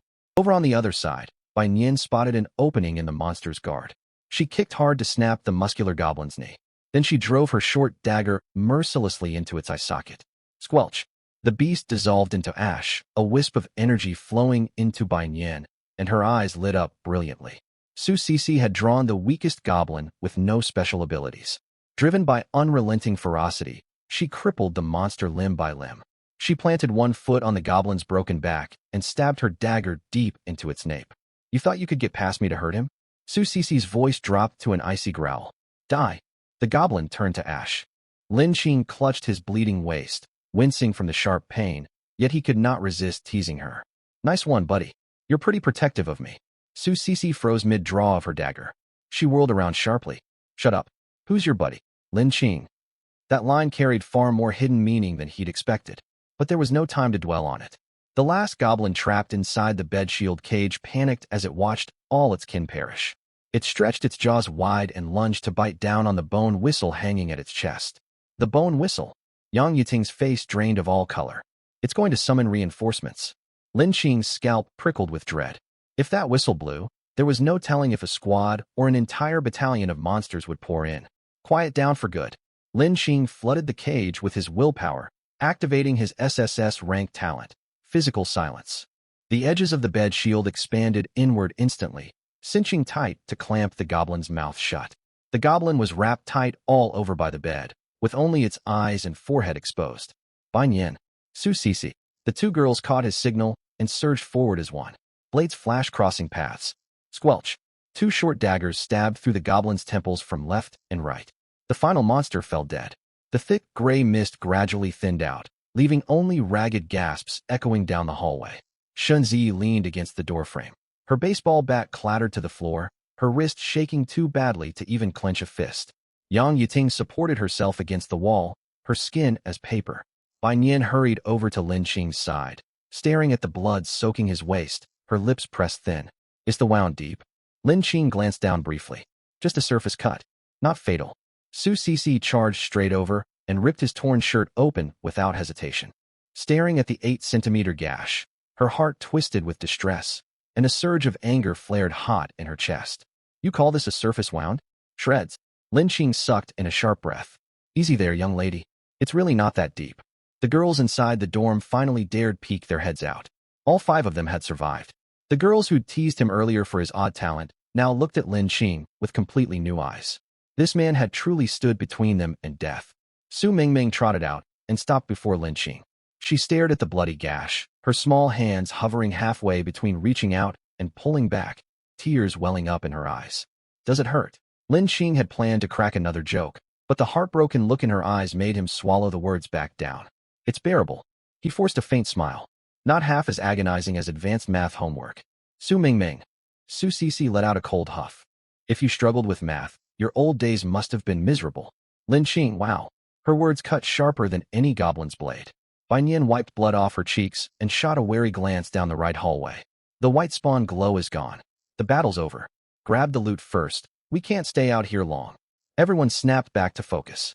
Lin Qing nodded and walked toward the piles of ash scattered across the floor. Each heap held over a dozen silver coins. Beside 2 of the piles sat 2 vials of murky liquid. Within the ash left by the axe-wielding goblin lay the bone whistle, alongside a crude small crossbow and an aged yellowed parchment scroll. Lin Qing picked up the parchment and brushed off dust. A line of virtual text popped into view. Small room expansion blueprint. consumes 50 timber to build an independent 3 by 3 private room inside the dormitory. A private room? Bai Nian's eyes lit up instantly. Trapped in this shabby wooden dwelling without even intact beds, a lockable private space would be invaluable. As soon as Su Mingming read the blueprint's description, her face flushed scarlet in an instant. A private room. Her mind instantly drifted to Lin Qing's enormous luxurious bed and her own embarrassing talent. She had just resolved to grow stronger, yet the thought of having nowhere to safely activate her talent had filled her with hesitation. After all, she couldn't very well. Su Cici's sharp eyes locked onto her at once, like a built-in tracker. Why are you blushing all of a sudden? I'm not. Su Mingming waved her hands frantically, looking thoroughly guilty. Beside them, Shenzi also turned her face away discreetly, her ears burning hot. Lin Qing clutched the blueprint, the corners of his lips tugging upward. Tonight, we'll finally have a private room to sleep in. Su Cici's face darkened on the spot. You jerk. She glared at him through gritted teeth. Can you act serious for 3 seconds? We barely catch our breath, and you're already being a pervert again. Sleep? Sleep with who? Head of the dorm, elaborate. Lin Qing blinked, feigning complete innocence. I mean, I'll sleep there alone. Su Cici let out a disdainful snort. We'll see about that. Bai Nian massaged her temples, utterly worn out. Yet she could not deny it. Their back-and-forth bickering had cut through the suffocating aura of death hanging over them. Several girls had still been trembling moments earlier, but hearing Lin Qing and Su Cici's squabbling, they drew shaky breaths and laughed through teary eyes. And Mushi stepped forward, gaze fixed on the bloody gash across Lin Qing's waist, her fingers unconsciously crumpling the hem of her clothing. I'll craft a waist guard for you next time. Don't charge into danger so recklessly. Lin Qing nodded immediately. I'll listen to the master crafter. And Mushi's ears warmed, and she turned her face aside. Yang Yuting leaned against the doorframe, her complexion still pale, yet her voice steady now. Next time, my disaster provision will warn everyone faster. Shun Zi added quietly. I'll swing my bat harder too. Su Cici clicked her tongue. All right, spare us all the loyalty speeches. His ego's already inflated enough. Lin Qing shot her a sideways glance. Buddy, were you worried about me just now? Su Cici's frame stiffened. I was worried you'd die and leave us without anyone to block monsters. Got it. Lin Qing drew out the word slowly. Pure platonic buddy bond. Lin Qing, you're going to get yourself killed with that loose tongue one day. The girls finally burst into full laughter. This time, their laughter held more than teasing. It brimmed with relief after narrowly escaping death. Only Lin Yawei huddled in the corner, her face a sickly gray. She might as well have been invisible, cast aside into shadow. No one glanced at her, no one spoke to her. Her hysterical attempt to lock the door earlier had branded her a coward in everyone's eyes. Lin Qing's smile faded. He was about to lead the group back into the dorm when his peripheral vision caught the piles of monster ash on the ground. Goblins left no intact corpses after dying, and standard monster spawn mechanics did not produce ash like this. He frowned slightly. This ash might have some hidden use. It never hurt to plan ahead. Gather all this ash too. The others stared in confusion, yet no one questioned the order. The short-haired girl tore strips of tattered cloth and bundled the ash up securely. All right, everyone, back inside the dorm. Bang! The rickety wooden door slammed shut. The moment the bolt slid into place, the girls inside let out a collective breath of relief. Silence fell over the hallway once more. A short while later, the gray mist 6 meters away thinned again. A faint white ring, barely visible to the naked eye, flickered once and vanished entirely. Another minute passed. The mist 10 meters further down the corridor slowly dispersed, revealing a crumbling, empty doorframe buried in darkness. Twisted numbers hung crookedly on the doorplate, 9002. The wooden door to the room was gone without a trace. A thick pool of crimson blood seeped silently outwards, as if something had just finished its meal inside. Inside the dormitory, Lin Qing silently clenched his fist, feeling surging power coursing through his body. His constitution stat had nearly doubled compared to before. No wonder, despite taking a stab wound earlier, he felt nothing but sharp pain, not an ounce of weakness. He quickly pulled up his personal stat panel. Lin Qing talent. Origin of life, SSS rank, unique life tier. Ordinary initiate strength. 23 average adult male baseline. 10 constitution, 23 skills. None. Lin Qing's gaze sharpened slightly. An average grown man only had 10 strength. He was already at 23, and he'd only slain a handful of monsters. What would happen if he kept hunting more? CC Bai Nian. Lin Qing lifted his head. How are you two feeling? Bai Nian curled her fists, knuckles popping softly. Uncontainable light glinted in her eyes. I'm far stronger now. I should level up soon too. Su Sisi was far more straightforward. She twisted her wrists and curled her lips into a smirk. I could take down one of those things from earlier in 2 rounds flat. The three only exchanged a few brief words. Next came splitting the loot. A dozen girls crowded around them. Those whose legs had trembled in terror minutes ago, now all had gleaming eyes. Lin Qing tipped a pile of silver coins onto the table. 91 silver coins total. 91. Only this little from 6 goblins. One girl spoke up. That fire axe at the trading hall sold for 100 gold coins. What rank talent must that person have? Lin Qing had wondered the same thing. That fire axe in the trading hall had been snapped up instantly for 100 gold coins. Yet after risking their lives fighting, all they'd gotten were silver coins. Lin Qing guessed whoever bought that axe possessed at minimum an A-rank talent, possibly even higher. We're not the only lucky dorm. The room fell silent for half a second at his words. It was true. Dorm 9001 had Lin Qing, Su Mingming, and Mushi, Bai Nian, and Yang Yiting. But there were 10,000 players per district in this world. Who knew what monster-tier talents lurked in other dormitories? At the same time, in another dormitory, a cute girl wearing a Lolita dress suddenly sneezed. She rubbed the tip of her nose, looking a little glum. I wonder how he and the 15 classmates from his class are holding up. Back in dorm 9001, Lin Qing picked up the bone whistle, and its stats materialized before him. Sentinel token grade. Peak ordinary effect. Upon blowing, randomly summon 3 ordinary tier goblins to fight alongside you. They persist for 10 minutes before being forcibly recalled. Cooldown, 1 hour. The dorm erupted instantly. What a great drop. Basically 3 disposable cannon fodder allies. They can scout paths and take hits for us in a pinch. Bai Nian nodded earnestly. Only an hour cooldown. Used smartly, its value is immense. Lin Qing stowed the sentinel token, then picked up the crude crossbow. Worn short crossbow grade. Mid, ordinary damage. Low consumption, 1 silver coin per single shot. The girls fell speechless for a beat. Then a flood of complaints burst forth. What a garbage piece of junk. A silver coin per bolt? That's straight-up robbery. We only earn 91 coins total. That's 91 shots, and we're broke. And the damage is pitiful too. It's a total money pit. Lin Qing hefted the crossbow, not the slightest bit displeased. If we can trade currency for damage output, it's worth it. He glanced around at everyone. In a life or death moment, 1 shot could save a life. His words quieted the girls. Everyone had learned their lesson from the hallway battle just now. In close quarters combat, half a second's delay meant death. If they'd had ranged weapons back then, they wouldn't have been so overwhelmed. Only 2 vials of murky liquid remained on the table. One girl stepped back in disgust. Is this goblin urine? It looks like poison. Don't open it. What if it's corrosive? Lin Qing said nothing and picked up one of the vials. Its description popped into view. Turbid water volume. 100 milliliters warning. Not suitable for long-term consumption. Lin Qing's fingers froze around the bottle. Every pair of eyes in the dorm locked onto him. What is it? Lin Qing stayed silent for 2 full seconds before slowly uttering 2 words. It's water.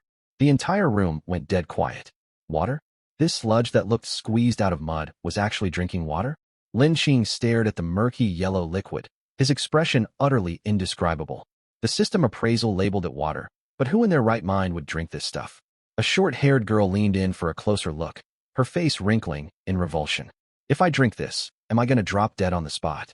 Not suitable for long-term consumption. Lin Qing shook the bottle, thick muck swirling at the bottom. Translated. If you drink it short-term, you'll most likely survive. Su Sisi's eyes twitched. Do you hear yourself? Most likely survive, and you call this water? That's why we can't drink it raw. Lin Qing set the bottle back down and turned to Enmushi. Can you craft a water purifier? Enmushi immediately pulled up her crafting panel, fingers flicking rapidly across the interface. After a few seconds, she said, I have a blueprint for a simple water purifier. The girls' faces lit up with hope, only for Enmushi to lower her voice and add a grim caveat. But we don't have the crafting materials right now. Even if we built one, it'd barely get this filthy water up to safe drinking standards. The fragile hope that had flared in the dorm fizzled out in an instant. There were over a dozen of them. Without water, they wouldn't last more than a few days, let alone keep fighting later. Lin Qing. Bai Nian fixed her gaze on him, her expression heavier than anyone had ever seen. That initial 3-choice reward your talent gave you. Oh right. Lin Qing still had that third option, endless fresh water. Bright eyes locked onto him all at once. Every girl's gaze fixed firmly on his figure. Lin Qing ignored their stares and tossed the murky vial back onto the table. He'd already witnessed the monster's ferocity out in the hallway. The revolver and spatial mastery options wouldn't offer much immediate utility. But water was an irreplaceable lifeline right now. He activated his talent panel with a thought, his eyes landing on endless fresh water. The second he moved to confirm his selection, a line of blood-red warning text flashed violently across his vision. Lin Qing's expression darkened. Damn it, there's a catch? After reading every word of the warning, he took a deep breath and swept his gaze over everyone. I need to tell you all something first. Silence fell over the dorm instantly. Lin Qing tapped his fingers lightly on the table, lowering his voice. I originally leaned toward picking the water. If we want to live decently in this survival world, water is non-negotiable.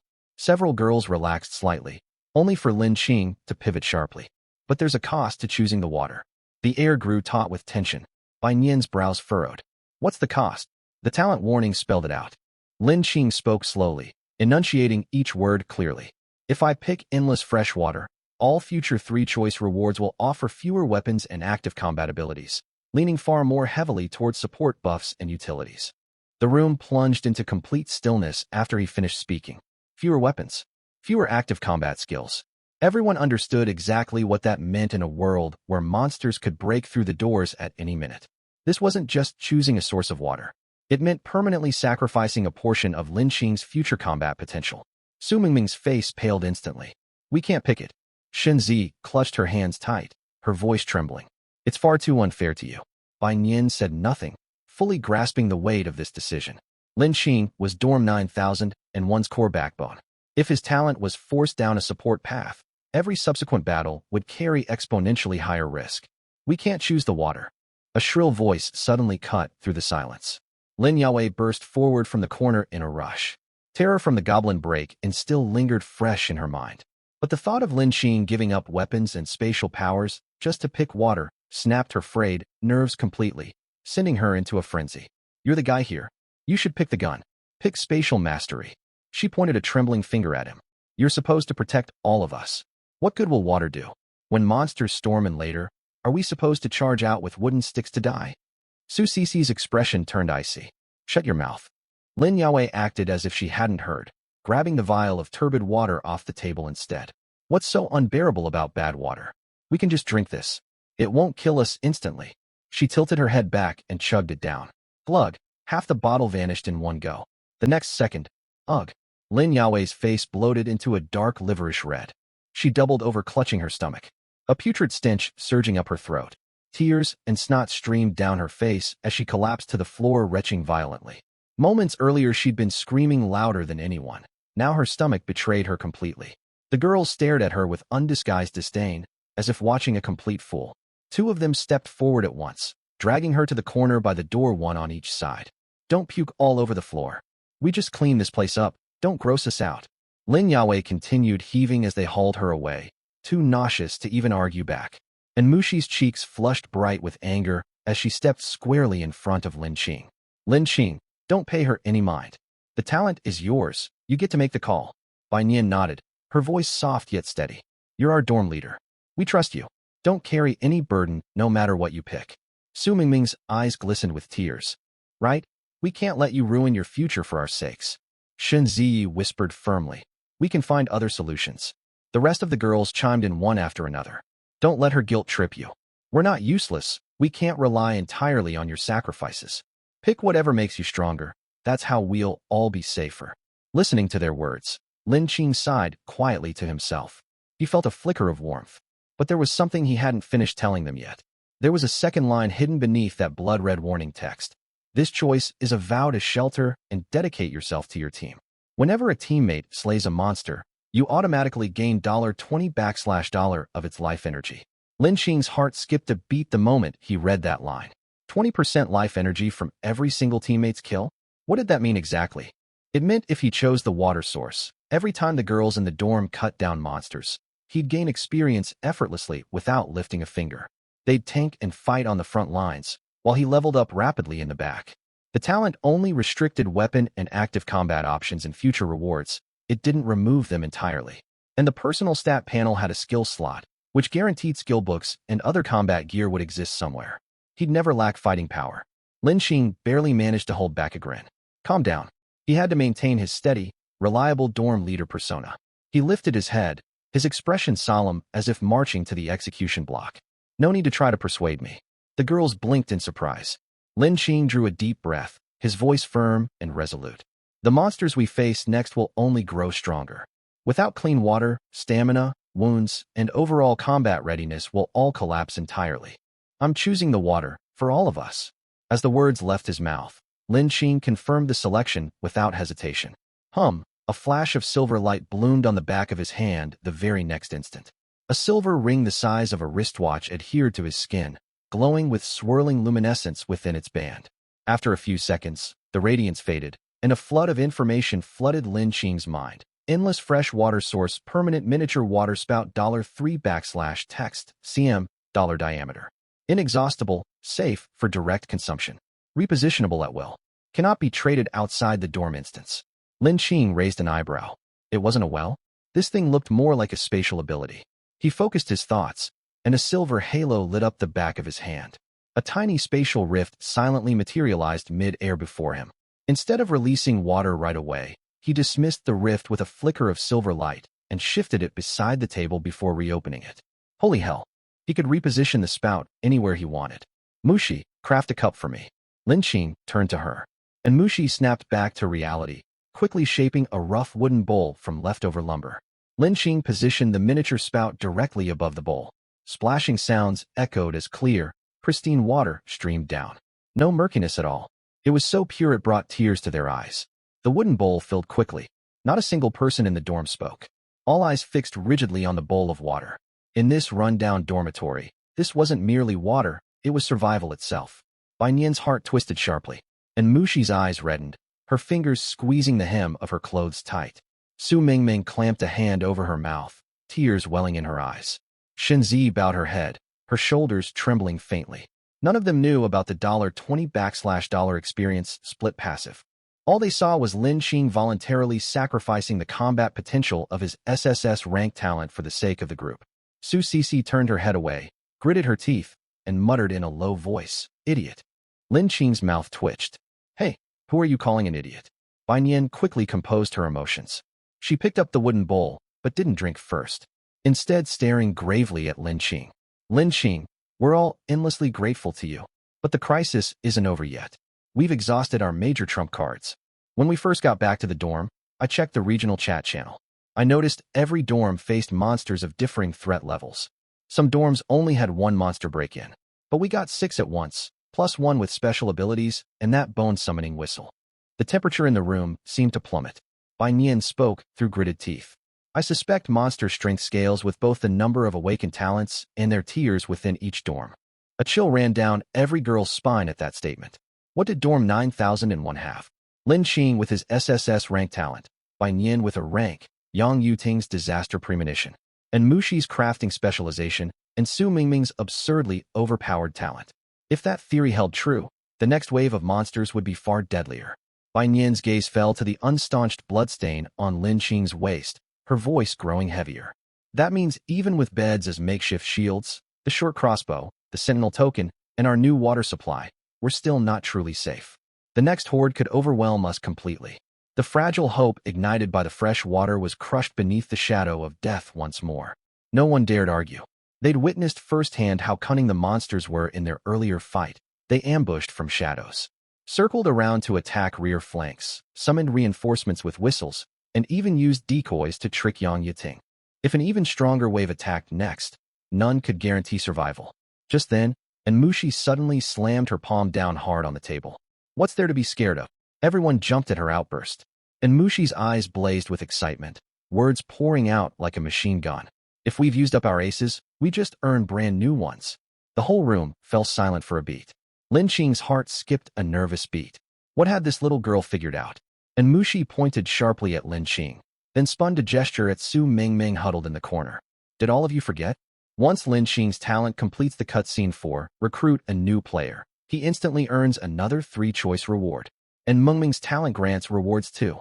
Su Mingming's face flushed scarlet in an instant. She nearly slid right off her stool. Mushi, stop talking about this. And Mushi couldn't be stopped, growing more animated as she gestured at the parchment blueprint on the table. And we even looted the private room blueprint. What does that tell you? The system is practically handing us the solution on a silver platter.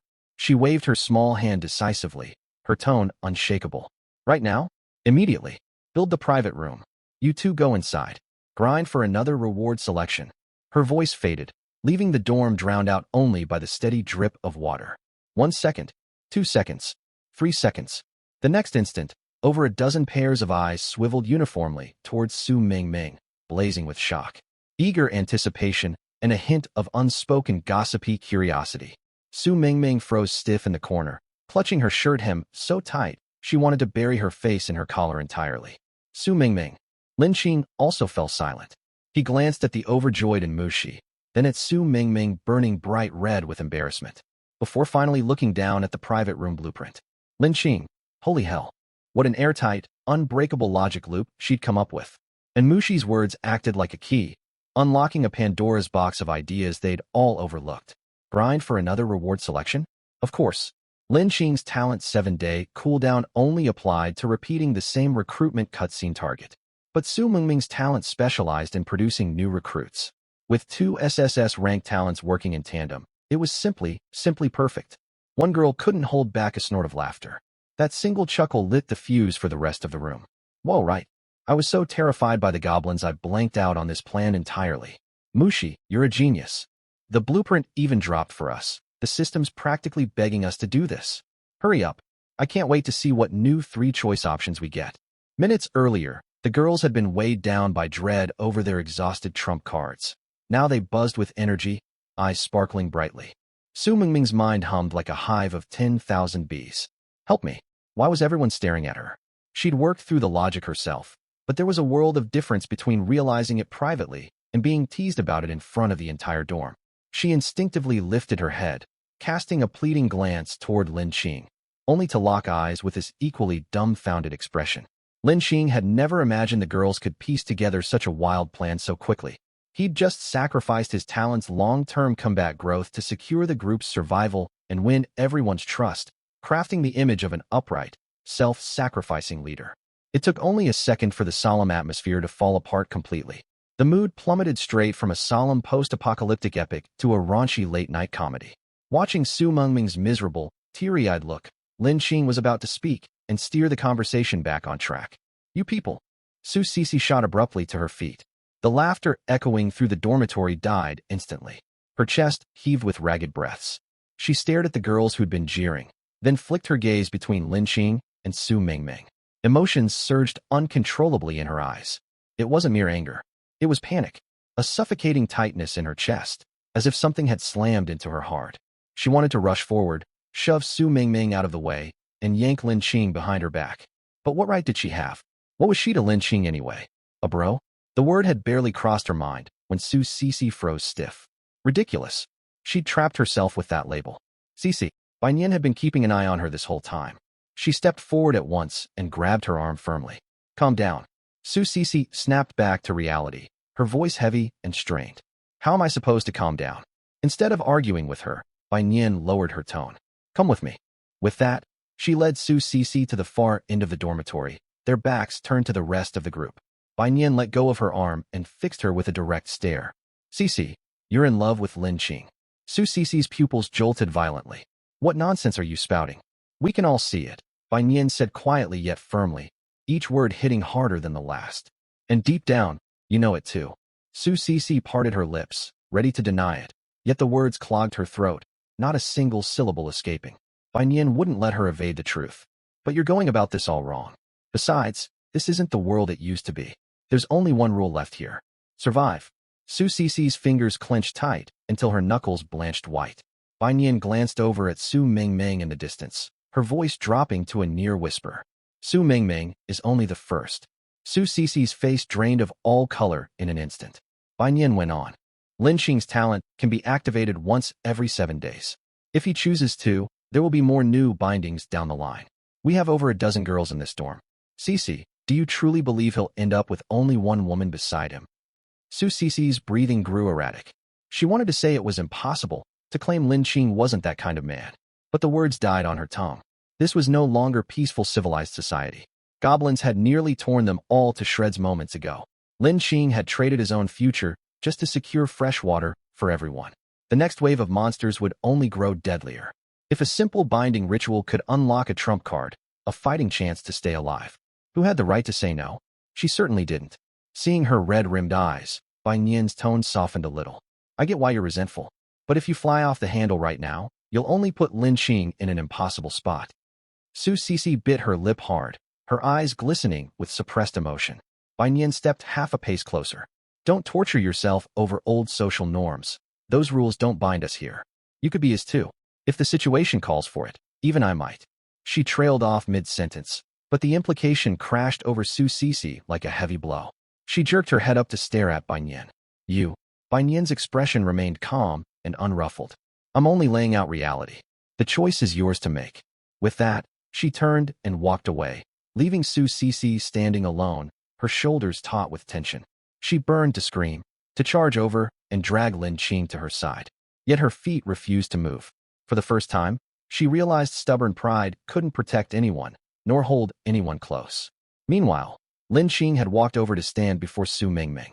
He simply knelt down to meet her gaze eye to eye. Mingming. Su Mingming's eyelashes fluttered faintly. No one can force you into this, Lin Qing said steadily. If you don't want to do it, we won't. We can find another way to earn the rewards. Survival matters, but your own wishes matter just as much. A hush fell over the dormitory. The girls who'd been teasing them earlier fell silent, their laughter gone. Su Mingming looked at Lin Qing, slowly unclenching the fabric of her shirt she'd been white-knuckling. All the jeering just now had laid her bare for everyone to see.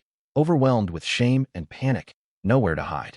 But Lin Qing's gentle words pulled her back from that edge. This wasn't a mandatory task, nor a transaction. It was her own choice to make. Su Mingming lowered her head, her voice barely audible. I want to do it. The words were soft, yet every single person in the room heard them clear as day. No one dared tease them anymore. Even Mumu clamped a hand over her mouth, holding back any more playful shouts. After speaking, Su Mingming buried her face almost entirely into her collar, yet she forced herself to keep talking. I want to grow stronger too. I'm tired of hiding behind all of you every time danger comes. Besides, this is what my talent was always meant for. Lin Qing's usual flippant demeanor faded as he looked at her. He nodded once, uttering a single word. All right. The atmosphere in the dorm grew thick and complicated, tinged with tension, quiet anticipation, awkwardness, and an unspoken warmth. But the very next second, harsh reality slapped all of them back to their senses. And Mushi cleared her throat and spoke up reluctantly. Hold on a minute. Every pair of eyes swiveled toward her, and Mushi pointed at the parchment blueprint laid on the desk.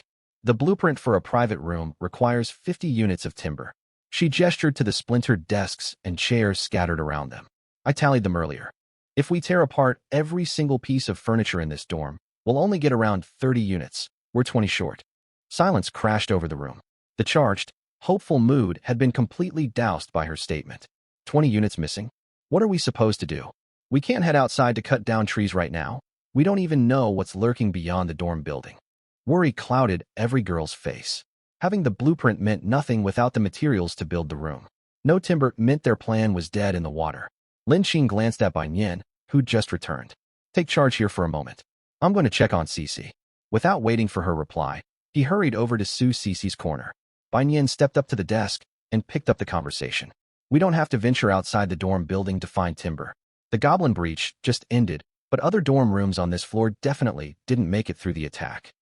No one spoke after her words. Just moments ago, 6 goblins had broken through their door, wielding sneak attacks and strange abilities. Even with Lin Qing, Bai Nian, Su Sisi, Yang Yuting's foresight, and the oversized bed that served as a shield, they'd barely scraped by. What about the other dorms? If their residents lacked powerful talents, or anyone brave enough to stand their ground, the outcome was all too obvious. Bai Nian nodded toward the front door. Any dorm that got breached will have lost its wooden door. If those rooms also had desks and chairs, and Mumu cut in immediately, then there's timber we can salvage. Bai Nian nodded. Exactly. The goblins just retreated, and the fog has thinned out a little. We can head out to explore the dormitory floor. We'll locate the breached dorm rooms, gather enough timber, and return straight away. The room fell quiet for 2 heartbeats. Then everyone's breathing turned shallow with unease. Goblins had charged through this hallway with blades mere minutes prior, and the dorm next door might be filled with corpses.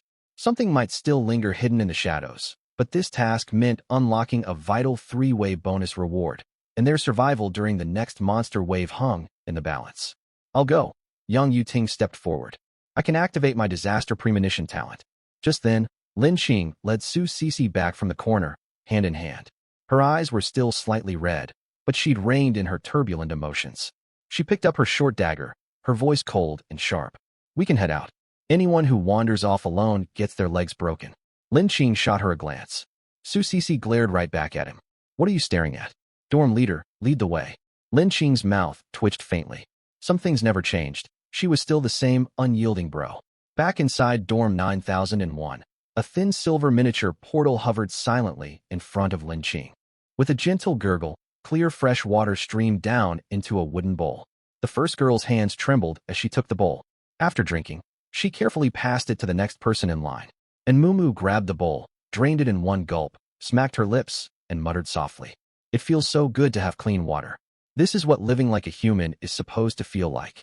Lin Qing glanced at her. Congratulations, Mumu. You've successfully renewed your humanity membership for today. And Mumu laughed at his joke. Shenzi had kept her head down the whole time, only sipping tiny mouthfuls of the water she'd been given.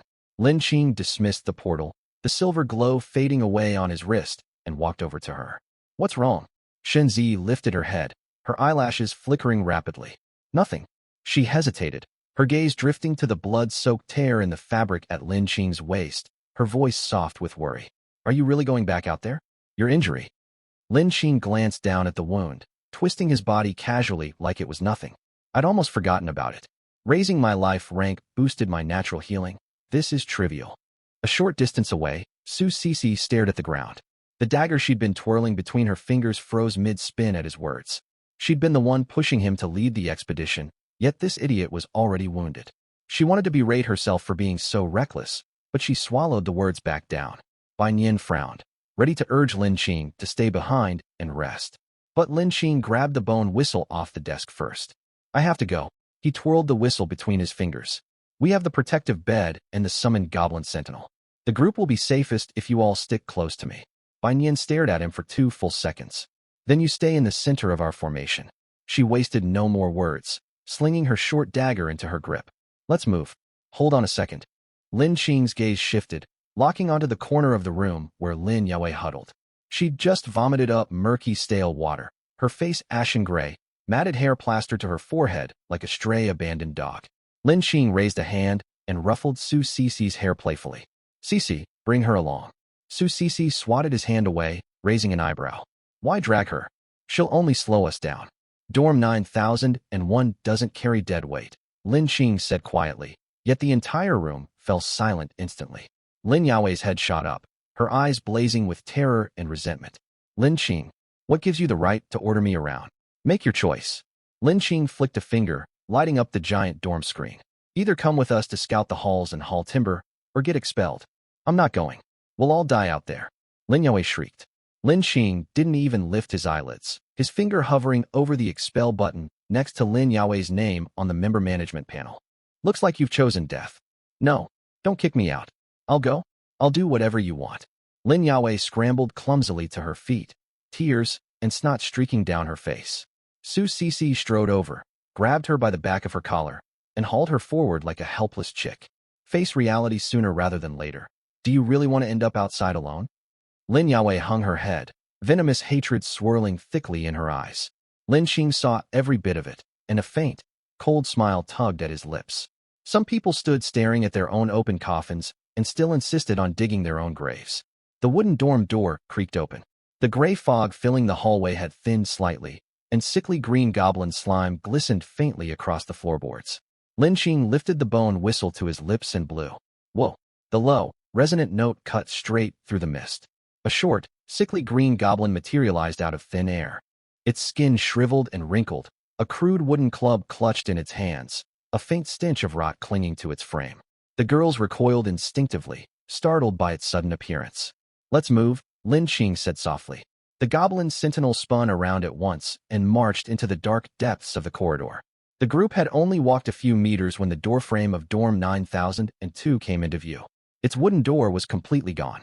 The frame bent and warped as if snapped apart by monstrous brute force. And Mumu peeked around the edge, and her face turned as white as paper in an instant. There were no bodies left, only tattered, blood-stained clothing draped over broken chair frames. Deep gouged claw marks carved into the wooden walls, and tangled clumps of dark hair scattered across the floor. This dorm room looked as though it had been chewed apart by some invisible giant maw, nothing but wreckage left behind. Lin Qing turned back and barked quick orders toward dorm 9001. 4 of you stay back at the dorm and haul timber in batches. The rest keep tearing apart the remaining furniture and monitor the trade hub and public chat nonstop to gather intelligence. His gaze swept over all the girls who'd followed him out, his tone turning icy. Anyone who sends private messages without my permission gets expelled immediately. He shot a subtle glance toward Shenzi, signaling her to stay behind and oversee the dorm. She caught the hint at once and nodded gently. Lin Yaowei takes point. Lin Qing continued assigning positions. Bai Nian, Cici, Yang Yating follow behind her. Lin Yaowei's body shook violently. You're using me as cannon fodder? Keep walking. Lin Qing ignored her protest entirely. The group advanced deeper down the corridor. A pair of eyes peeked out from the crack under dorm 9003's door, vanishing the second they spotted their armed procession. Dorm 9004's door was splintered open, muffled sobs trapped behind the wood. On their first day trapped in this survival world, even weeping felt like an unattainable luxury. They reached the entrance to dorm 9006, where loud crashing sounds echoed from within. The door hung ajar, shadowy figures shifting inside. A burly young man slammed his fist clean through a chair leg, bulging muscles rippling along his arm. 2 other boys dragged planks of wood to reinforce their shattered door, while several girls huddled trembling in the corner. The burly man turned his head, his gaze sliding over Bai Nian and Su Cici before locking onto Lin Yaowei, his eyes lighting up sharply. Yaowei! Lin Yaowei latched onto this glimpse of hope, screaming frantically. Zhou Hao! Zhou Hao strode out of the dorm, sizing Lin Qing up and down before letting out a mocking scoff. Only one guy in your group? And you're wounded at that. He cracked his knuckles, loud popping sounds echoing through the hall. Allow me to introduce myself. Zhou Hao, B-rank talent. Brute strength. I took down 2 monsters single-handedly earlier in one blow. His eyes roamed shamelessly over Su Cici and Bai Nian. Ladies, come join my group. I'll keep you safe. Su Cici twisted her wrist, pressing the sharp tip of her dagger straight toward his eye. Stare again, and I'll gouge it out. Zhou Hao's expression darkened instantly. In that split second, Lin Yaowei wrenched free of Su Cici's grip and scrambled forward, throwing herself at Zhou Hao's feet. Save me. I know all their talents. I've got critical information that can keep us alive. Whoosh. The crossbow string twanged violently. A short bolt sliced through the air, aimed straight at Lin Yaowei's back. Lin Qing had pulled the trigger without a single moment of hesitation, a silver coin vanishing instantly from his pocket to fuel the shot. The bolt veered half an inch off course. Squelch. It buried itself deep into Lin Yaowei's calf. A shrill scream tore through the quiet hallway. Zhou Hao dragged her back inside the dorm door, glowering furiously at Lin Qing. Are you trying to kill someone? Your own teammate, no less. Lin Qing held the loaded crossbow steady, a new bolt already materializing in the firing channel. She's not a teammate anymore. He pulled up the dorm management panel with a thought. Confirm expulsion. Former member Lin Yaowei has been forcefully expelled from dorm 9001. All distinct memories regarding the unique talents of dorm 9001's residents will be blurred and erased from her mind. Lin Qing had known the dorm leader privilege carried this effect. Otherwise, a troublemaker like Lin Yaowei wouldn't even have earned the chance to march ahead as bait.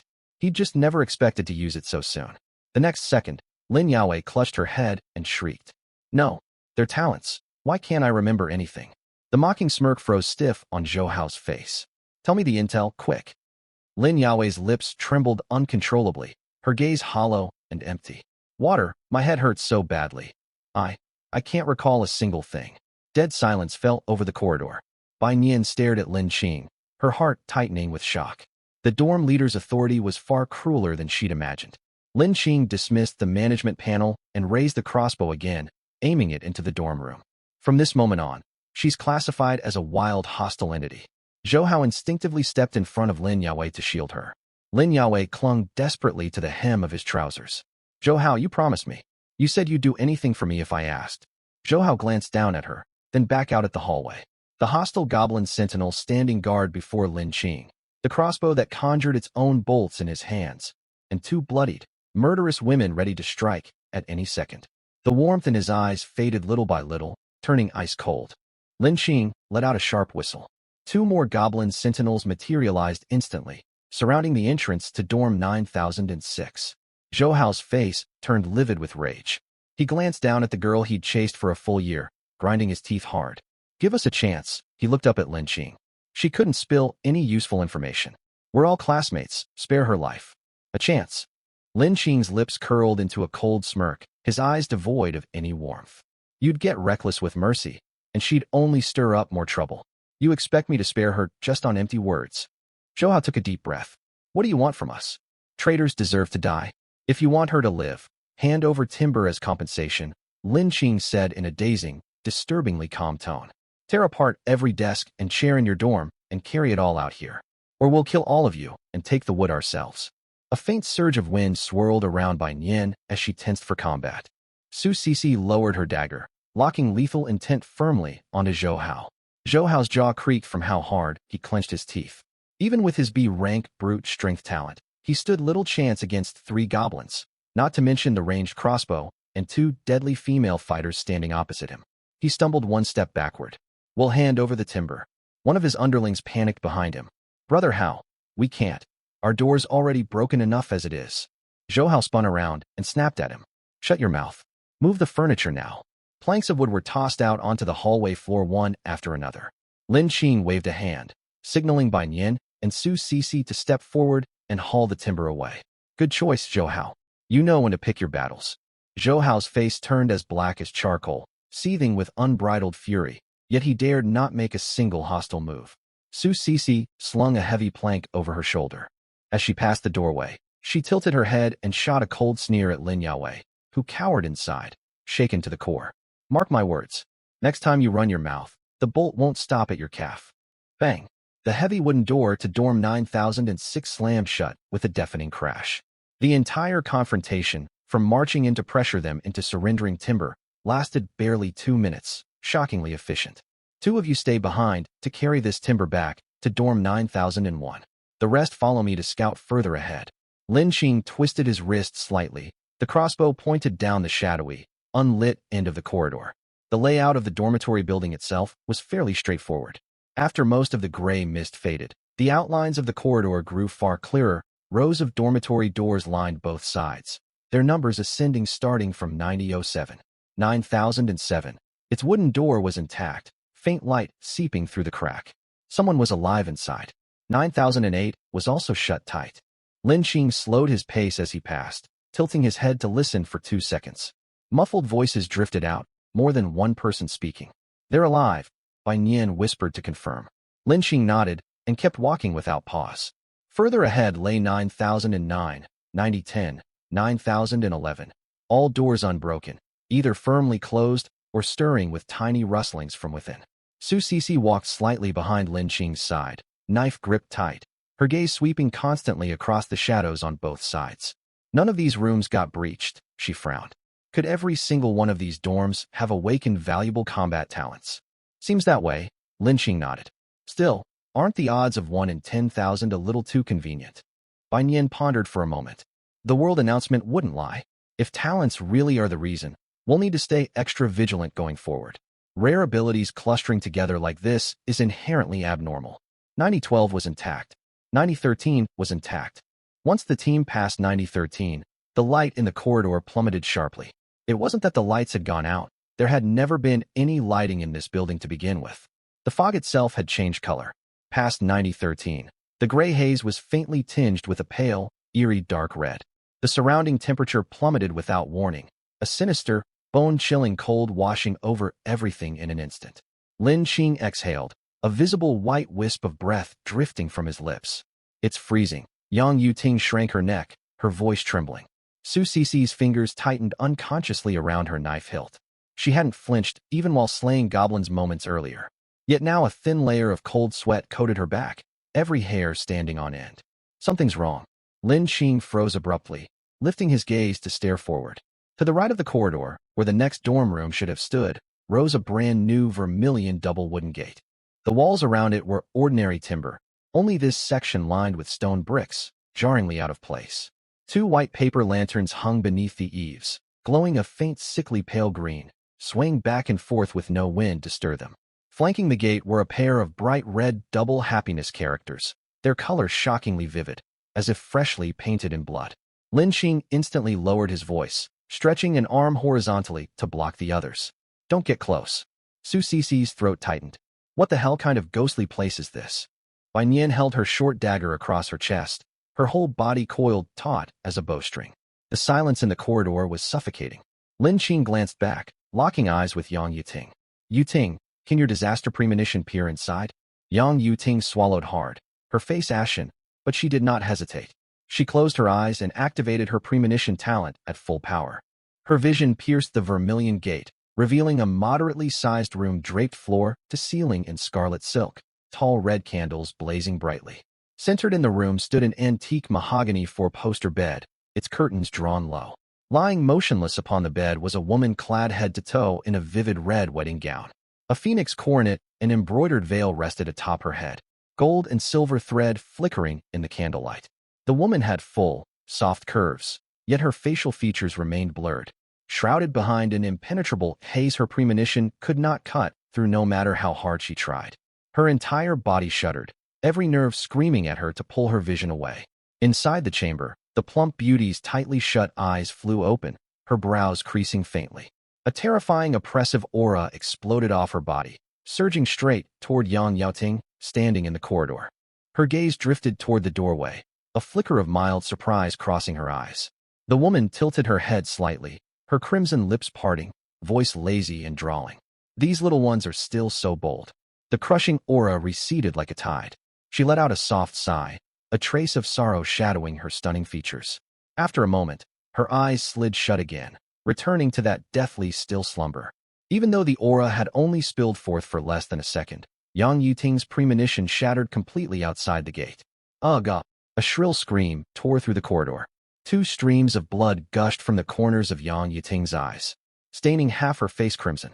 The black and white of her pupils vanished entirely, flooded with hideous bloodshot veins. Run! She could not finish the word. Yang Yuting's eyes rolled back, and her body crumpled backward stiffly. Yang Yuting. Su Cici reacted the fastest, catching her by the back and hauling her into her arms. Lin Qing's scalp burned with dread. In this dorm survival world, shouldn't every resident of the building be players?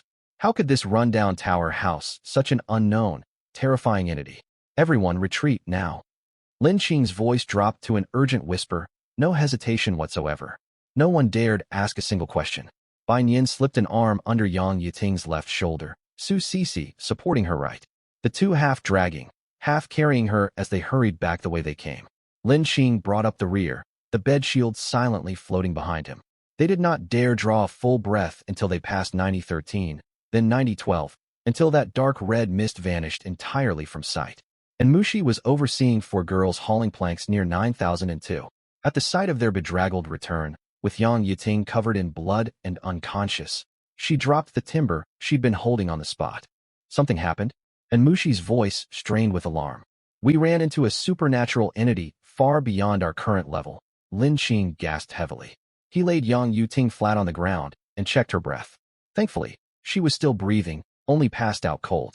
Mumu, take her back to the dorm and settle her down. And Mumu and the short-haired girl stepped forward at once, relieving Su Cici and Bai Nian of Yang Yuting's weight and supporting her toward their room. Mushi, do we have all the materials now? Lin Qing stood straight, forcing his racing heart to calm.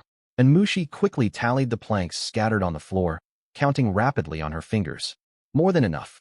Combining the furniture from 2 other dorms plus our own, we've got a full 100 units of timber. The girls exchanged glances, quiet joy flickering across their faces. They could finally build the private room. In this hellish place where human life meant nothing, every extra trump card meant another chance to stay alive. Lin Qing did not share their excitement. His gaze drifted past the group to the 3 sentinel goblins at his side. Their summoning timer had less than a minute remaining. Hold on. He spoke suddenly, halting everyone who turned to head back to the dorm. Silence fell over the corridor instantly. Su Cici swiped sweat from her forehead. What now? I want to test something. Lin Qing gestured toward the 3 goblins summoned by his bone whistle. The summons time limit is almost up. What would happen if we kill them right now? Think we'll gain experience. Bai Nian's pupils shrank sharply. If experience dropped, these creatures were not mere temporary summons. They would be an endless source of effortless experience, 3 spawns every hour. Su Cece caught on in an instant, the gloom lifting from her eyes. I'll strike first. Bai Nian drew her dagger. 1 each, to confirm the results. Each of the 3 picked a target. Lin Qing drove his blade home in one clean, fluid motion. Squelch! Squelch! The 3 sentinel goblins did not even have time to screech before disintegrating into ash. The next heartbeat, a faint pale white glow flickered over Su Cece's body. The same light bloomed across Bai Nian. Inside Lin Qing, a full surge of monster kill vitality flooded his veins, followed by 2 smaller warm currents winding through every limb and organ. Team member kills granted him an unconditional $20 experience share. 3 stacks of vitality absorbed in full. Lin Qing clenched his fist hard, knuckles popping. It worked. We got experience. Su Cece's voice shook with exhilaration. It really grants life energy. Bai Nian stared down at her palms, breathing heavily. Only slightly less vitality than the wild goblins we fought earlier. The surrounding girls all grasped the implication immediately. The bow and whistle had a 1-hour cooldown, summoning 3 goblins each use. If they farmed nonstop all day, that was 72 helpless experience mobs waiting to be slain. We hit the jackpot, and Mumu had just stepped out of the dorm after settling Yang Yiting and caught the tail end of their conversation, hopping excitedly on the spot. Lin Qing's mind raced, struggling to hold back a smirk. As long as the girls kept grinding these mobs, he could level up effortlessly even lying in bed resting. This bone whistle is our core strategic resource for the time being, Lin Qing declared flatly, his tone turning calm again. Summon once every hour from now on. Cece, Bai Nian, you 2 take turns killing them. Su Cece frowned. No, all the experience should go to you. She fixed him with a stubborn stare. You're our dorm leader. Only if you grow stronger do we stand a fighting chance. We need to pour all our resources into our greatest asset. Bai Nian stepped forward and nodded in agreement. I second that. The strong lead the weak. You absorb all the vitality first. Lin Qing looked at their unyielding protective gazes, barely holding back laughter. Feed all the experience to him. He already gained 20% passively without lifting a finger. Why would he compete with them for the rest? Lin Qing tossed the bone whistle casually, and it landed securely in Su Cece's palm. You 2 farm them first. He slipped one hand into his pocket. I'm fine either way.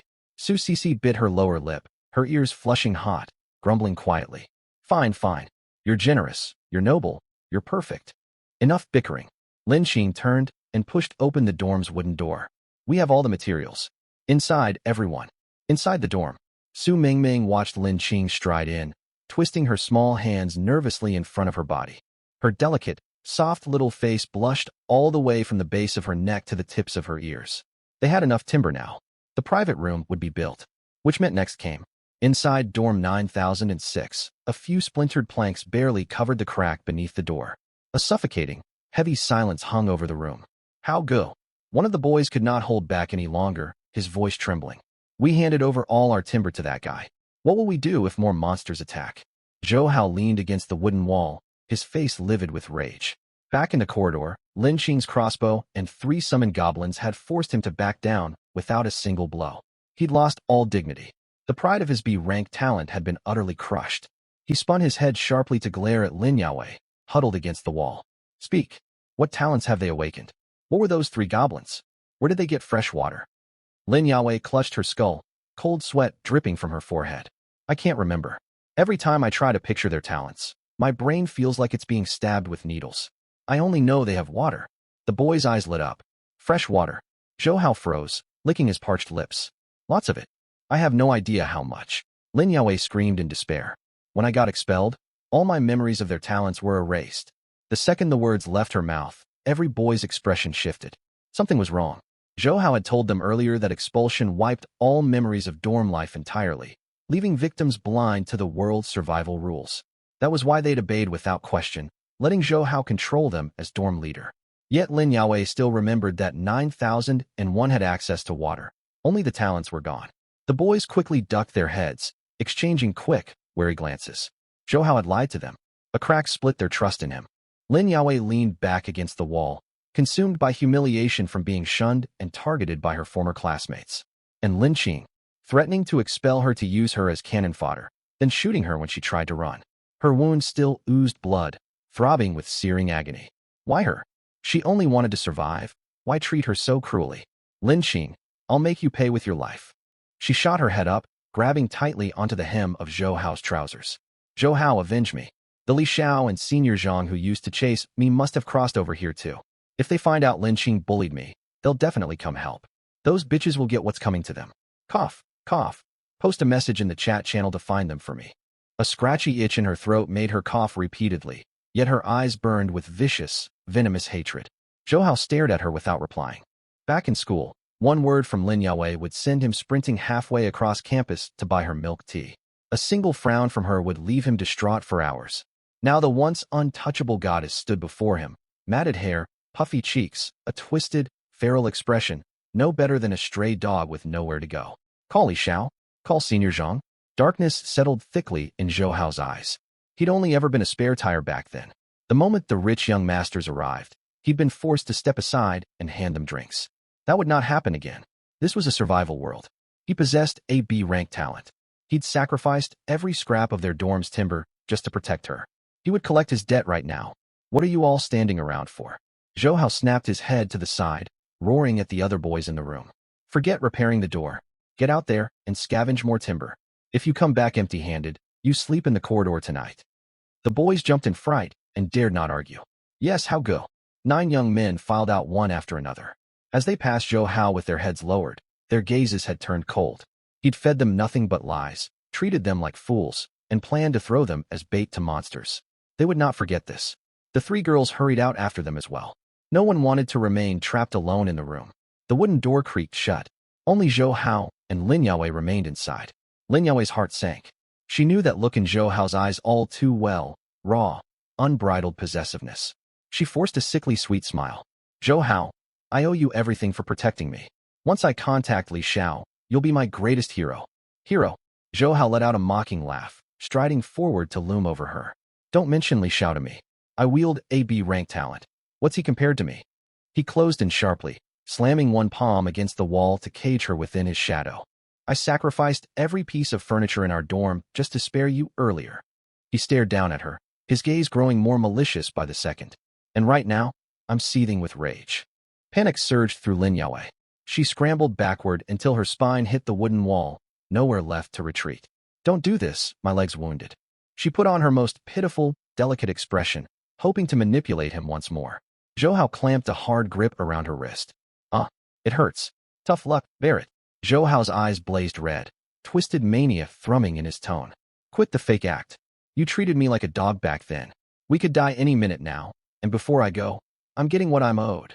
Madman, let me go. Lin Yaowei fully panicked, thrashing violently. Slap. A heavy palm landed squarely across her cheek. Lin Yaowei's head slammed into the wall, a constant ringing echoing in her ears.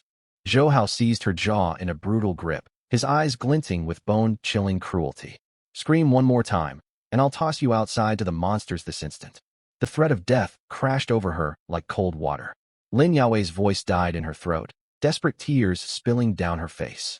She finally understood. The world had completely changed. Even the most humble admirer from her old life could crush her into the dirt now. Zhou Hao tangled his fist in her long hair. The run-down, dim wooden room filled with nothing but sickening whimpers. Perspective shifts back to Dorm 9001. The electronic screen on the wall cast a faint icy blue glow. In the upper right corner, the time ticked to 1900 hours. In this miserly survival world where players even had to craft windows themselves, day and night could only be tracked via the dorm's central monitor. After the wooden door shut, the room grew stiflingly stuffy. Bai Nian leaned against a wooden chair, her fingers scrolling rapidly through the regional chat channel. The longer she read, the deeper her frown became. Terrible news, she said abruptly. Yang Yiting's eyes were wrapped in bandages, her complexion still pale. What's wrong, monitor? Bai Nian kept her gaze locked on the screen, speaking fast. Multiple groups have been spamming desperate distress calls in the regional channel over the past 30 minutes. The dorm building they're trapped in is unusual. It's labeled Building 0. They're talking about winged birdmen, horned devils, and 3-meter-tall orcs roaming the halls. They're talking about winged birdmen, horned devils, and 3-meter-tall orcs roaming the halls.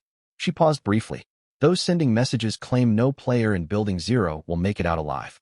A collective hiss of sharp inhales echoed through the dorm. The short-haired boy swallowed hard. Birdmen? Devils? Orcs? We've only been transported half a day, Isn't that far too overpowered? Powered or not, it doesn't matter. And Mushi rubbed the goosebumps rising on her arms. We're in Building 9. We dodged Building 0 by sheer luck. The other girls nodded in unison, relief etched across their faces at narrowly escaping that fate. But in the corner, Lin Qing leaned against the oversized bed he'd manifested, no trace of a smile on his face. Building 9? His mind flashed back to that vermilion gate deep in the corridor, white lanterns, blood-red double happiness characters, and Yang Yaoting collapsing to the ground, blood streaming from both eyes. Building 0 had birdmen, devils, orcs? Yet this very tower clearly housed entities that were never meant to exist alongside human players. At that moment, a soft creak cut through the air as the wooden door off to the side swung open. It was the private room Mushi had built using the blueprint. It occupied no space from the original dorm, as if a pocket of empty space had been carved out solely for it. A large wooden basin sat inside, with a simple drainage rig laid along the floor in the corner, temporarily repurposed as a bathroom. And Mumu stepped out carrying a small wooden wash basin. Lin Qing glanced up instinctively at the sound of the door opening. And Mumu wore nothing but a set of black lace lingerie, swathes of pale white skin exposed to the air, water droplets trickling down her long, toned thighs. Lin Qing had walked in on this scene several times already. It was only human nature to glance when a door creaked open. His gaze accidentally swept across the deep shadow between her chest, and he snapped his eyes away instantly. Damn, this survival world played by no rules at all. Su Sisi shot abruptly to her feet. And Mumu, her voice rose sharply. Why did you run out looking like that? What's your problem? I was hauling planks earlier, covered head to toe in dust. I sweated through my clothes over and over. Am I supposed to let them rot instead of washing them?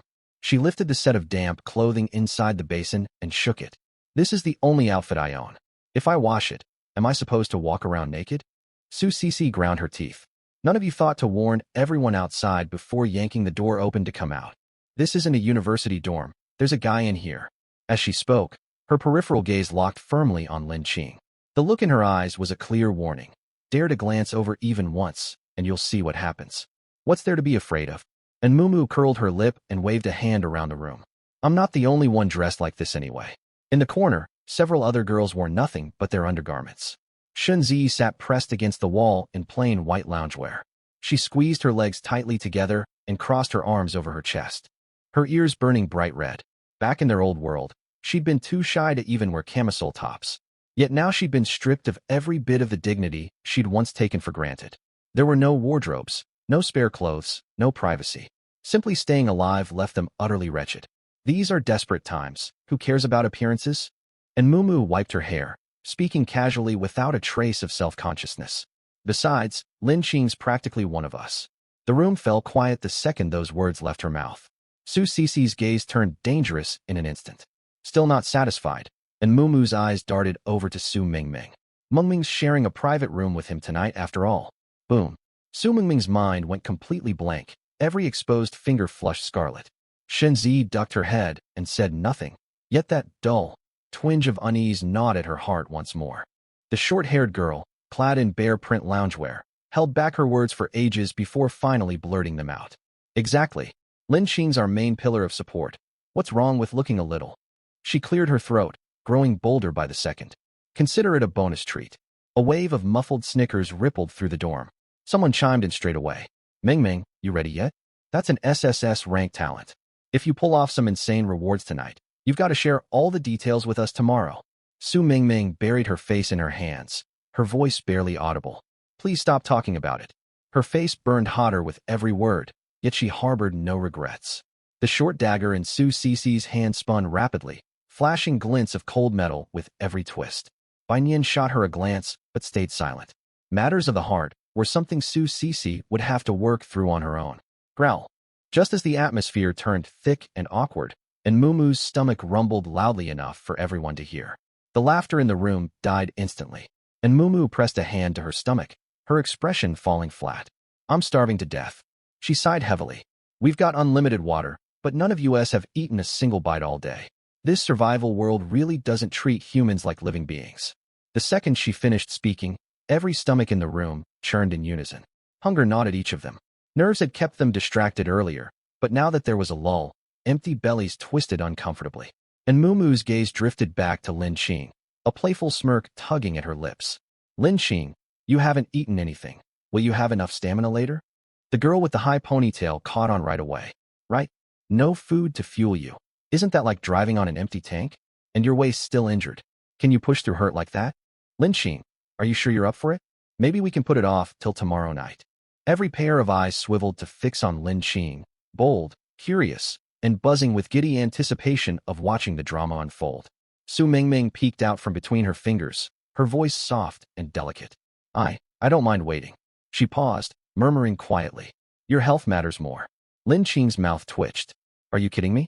A guy can't admit he's not up to it. Never, not even if it kills him. He raised a hand to press the gash on his waist, his expression unchanging.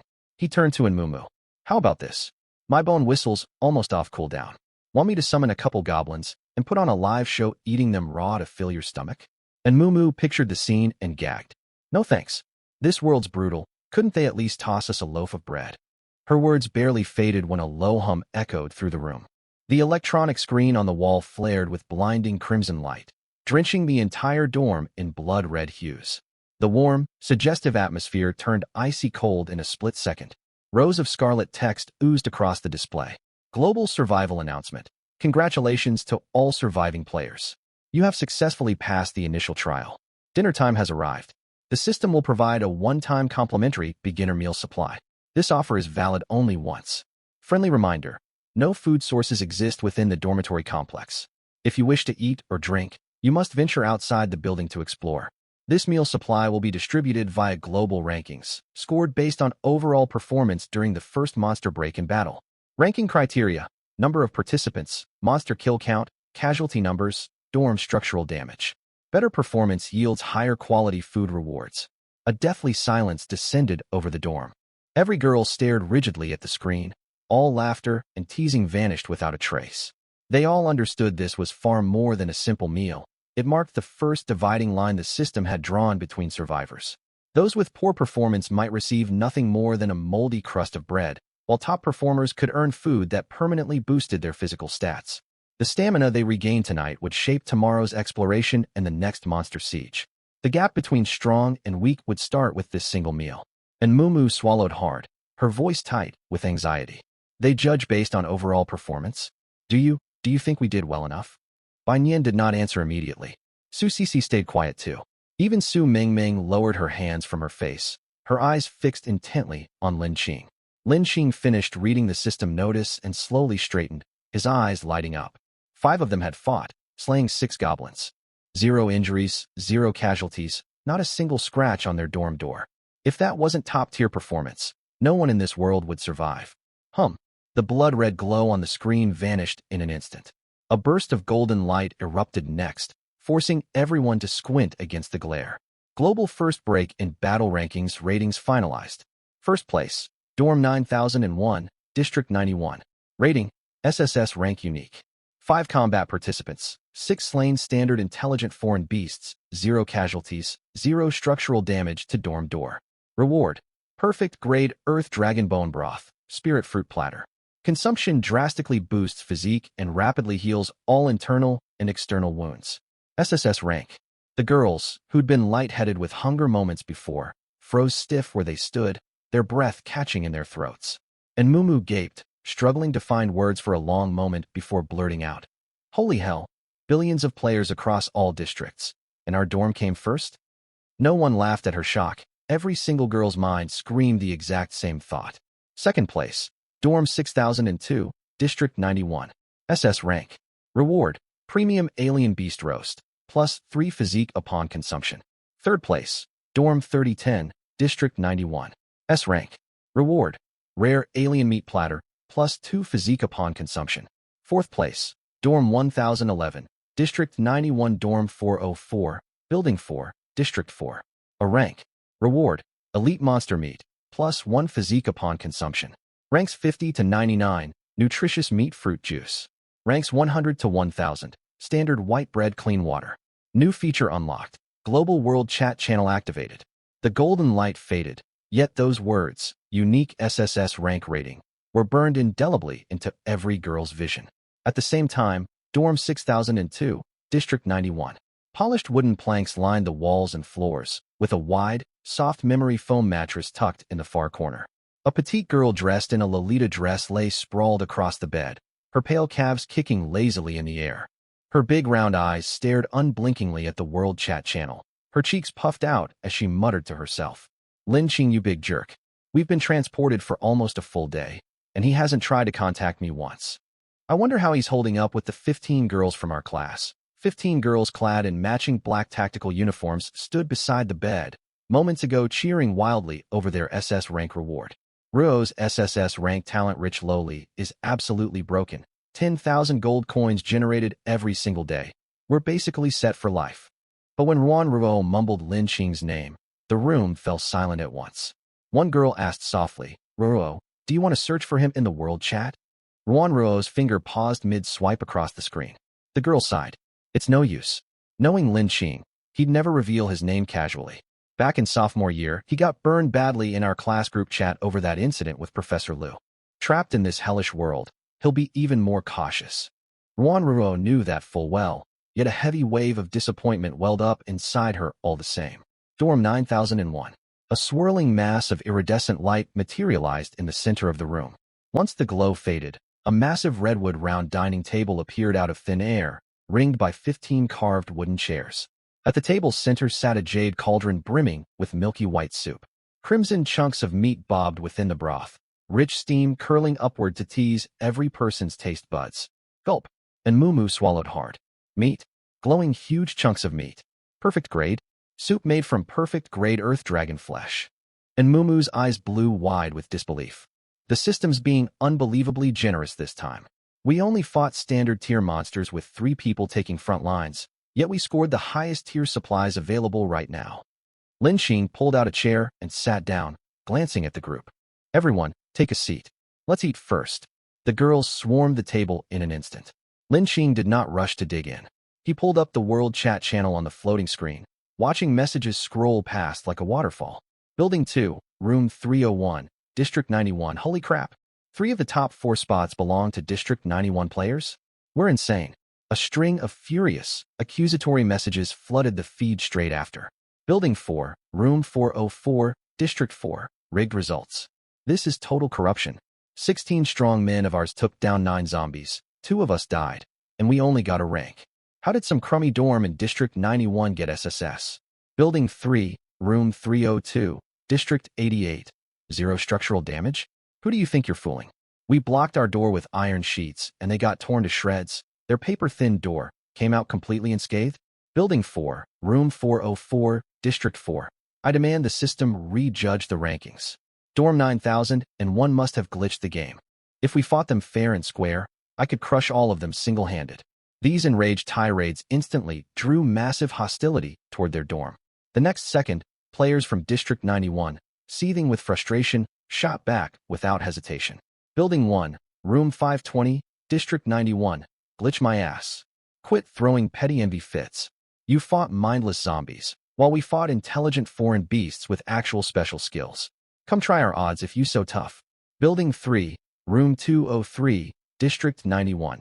Even a survival world can't fix keyboard warrior stupidity. Do you people understand how valuable the only SSS rank rating is? District 91 even has a cursed Building 0 that newbies aren't meant to step foot in. Players live alongside winged humanoids, demons, and giant orcs in that building. You want that hellish special treatment instead? Building 5, Room 505, District 1000. Building 0? What's that? We don't have a building number like that here. Lin Qing's eyes sharpened as he read the exchange. He switched directly to the District 91 regional chat and sent a single plain question mark. Dorm 901, Building 0. The entire regional chat went dead silent for 3 full seconds. Then a flood of lurkers popped up to reply. Building 2, Room 301. Building 1, Room 820. A living player from Building 0. Lin Qing closed the chat interface without a single change in expression, cold frost settling deep in eyes. The truth was confirmed. Dorm 9001 was on the 9th floor of Building 0, Room 01. No wonder their building housed such horrific abominations. This was never a beginner zone. The system had tossed them straight into purgatory. He pushed the dark thoughts aside, lifted his bowl, blew away the rising steam, and took a large mouthful. The scalding broth slid down his throat, and a powerful warm current burst outward, surging through every limb and vein. The gash the goblin had torn into his waist tingled sharply, visibly tightening and scabbing over right before his eyes. Beside him, the girls ate until their faces flushed warm. So hot. It smells incredible. And Mumu bit into a chunk of crimson dragon meat, fine beads of sweat popping up on her forehead, her eyes blazing like a starved wolf. I swear I could carry this entire table and sprint 3 laps around the building right now. Su Sisi drained 2 full bowls. She lowered her head and clenched her fist, knuckles cracking as her strength surged far beyond what it had been before. Su Mingming held her bowl, secretly picking out the largest chunk of meat and sliding it into Lin Qing's bowl. You're injured, Lin Qing. Eat more. Her voice was barely audible. Lin Qing shot her a glance, wasted no time picking up the meat and swallowing it whole, then drained the last drop of broth. Warm steam filled the dorm, mingled with sounds of slurping, quiet gasps, and contented sighs of relief after escaping death. Visions of blood and slaughter were finally pushed to the back of the girls' minds by this top-tier feast. Burp. And Mumu let out a long, satisfied belch, rubbing her slightly rounded stomach as she leaned back against her chair, utterly content. I'm stuffed. If I eat another bite, I'll probably pass away right here. Squelch. A sickening, tearing sound echoed from the hallway outside, as if flesh was being ripped apart by brute force. It was followed by a half-snarled, blood-curdling scream that cut off abruptly mid-shout. Silence reigned for only a heartbeat before soft, sticky, skin-crawling chewing noises drifted slowly through the door.